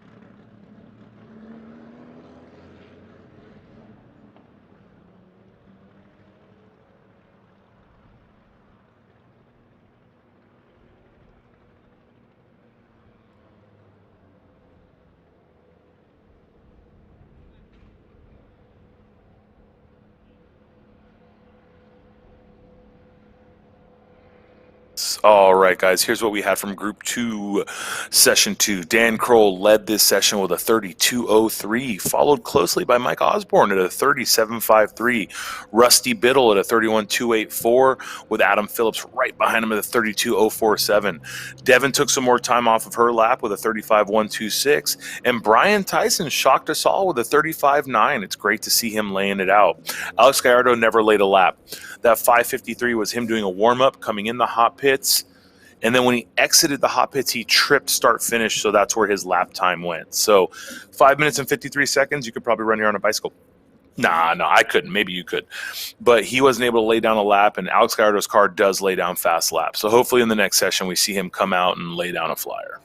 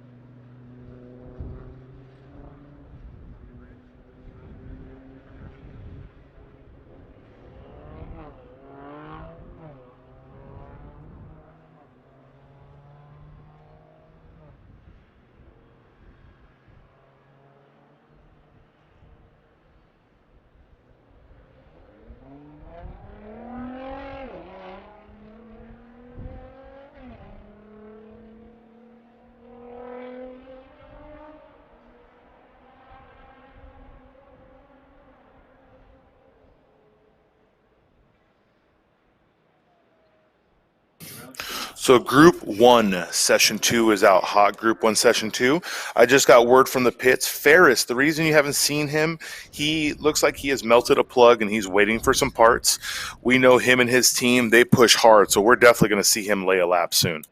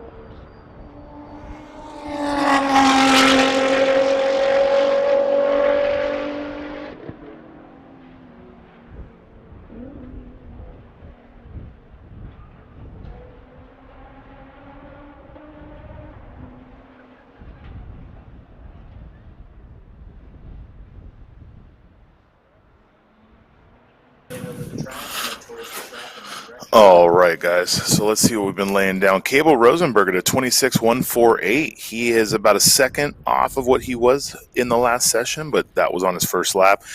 Eric Fleming at 27.388. He has reset his record already by about 4/10. He did a 25.4. Let's see what he lays down right here. Eric is full commit down 12. He is at maximum attack. 26.655. So he is still moving.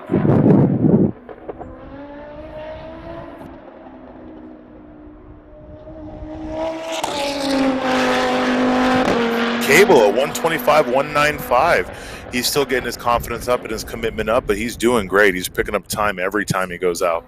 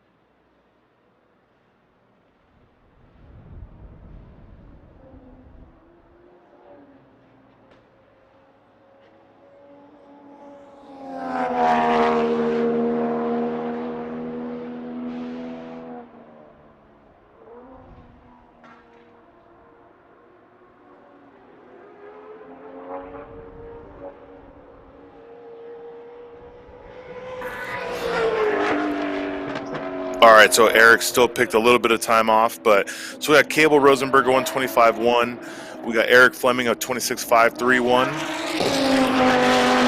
Cable still picking up time, 25.056. Jackie is still about 3 seconds off of his record, so I don't know if they're fighting gremlins or still doing setup.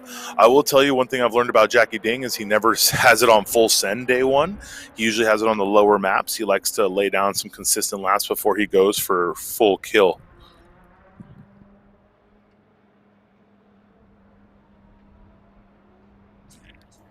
There's Jackie Ding right there. He was pushing through that section.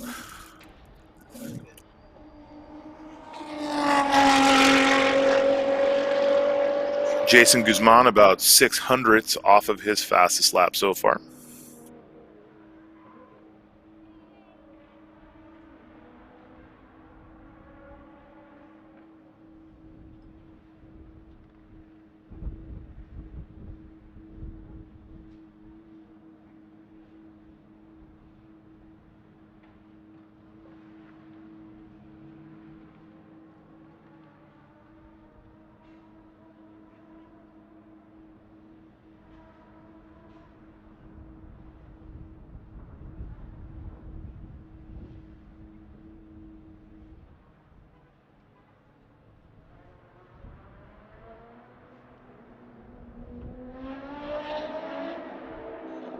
Do you? All right, man. Here we have Eric Fleming and Cable Rosenberg coming through. They both set slower laps than what they did before. Not sure if they were on cooldowns, but once again, these guys are running lap after lap. The biggest difference is Cable is on the A005, so his tire is much more stout. He has a chance to run much more laps before the tire greases out.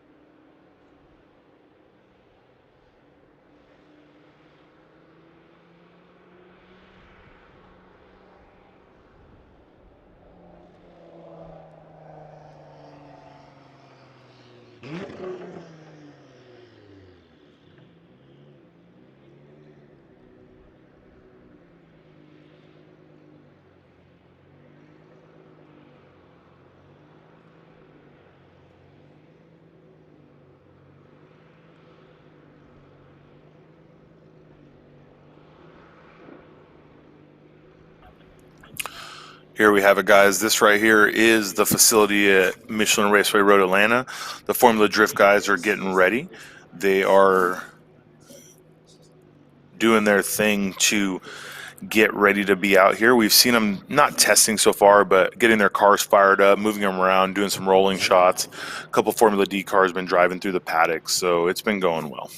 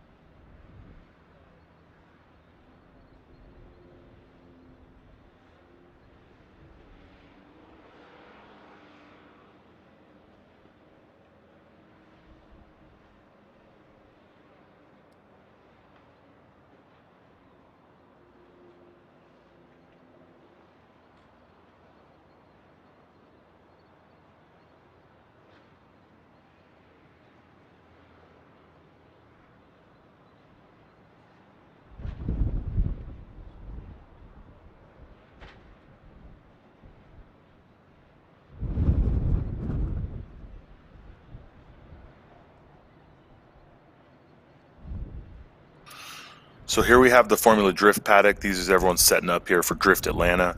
We've been lucky enough, blessed enough to be running with Formula Drift since their inaugural event here at Road Atlanta. We were actually blessed enough to run here last year, even though they were not able to. So it's great to be out here with these guys and see them setting up. Formula Drift is a staple here at Road Atlanta, so we love to be with these guys. They are going to get their practice day and qualifying in today, and they'll have their race day tomorrow. So here's what's going on over there. The guys are setting up.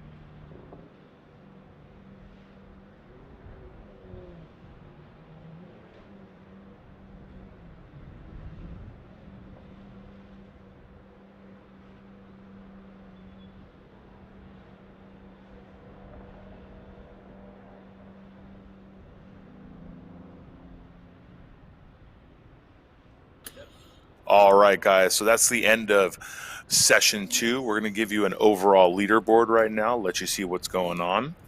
This is the fastest times across the board, by the way, guys. This isn't just this session. These are the fastest times so far of each class.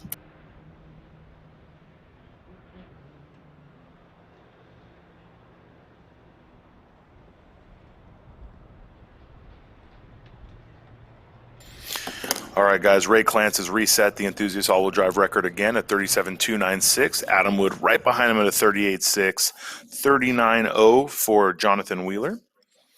Jackie Ding is leading street class right now. Devin Hoffman just behind him at a 35.938. Jamie Santos at a 35.6. And Corin and Brian Tyson 35.9. Drew Turner and his A90 really pushing it. Eric Fleming reset his own limited rear-wheel drive record at a 125.4. Jason Guzman right behind him in his GTR. Mike Osborne in third and Ray Guerrero in fourth. Cable still leading unlimited class with a 25. Dan Kroll able to actually lay down some fast laps at a 30. Rusty Biddle at a 31.284 and Alex Gallardo at a 32.256.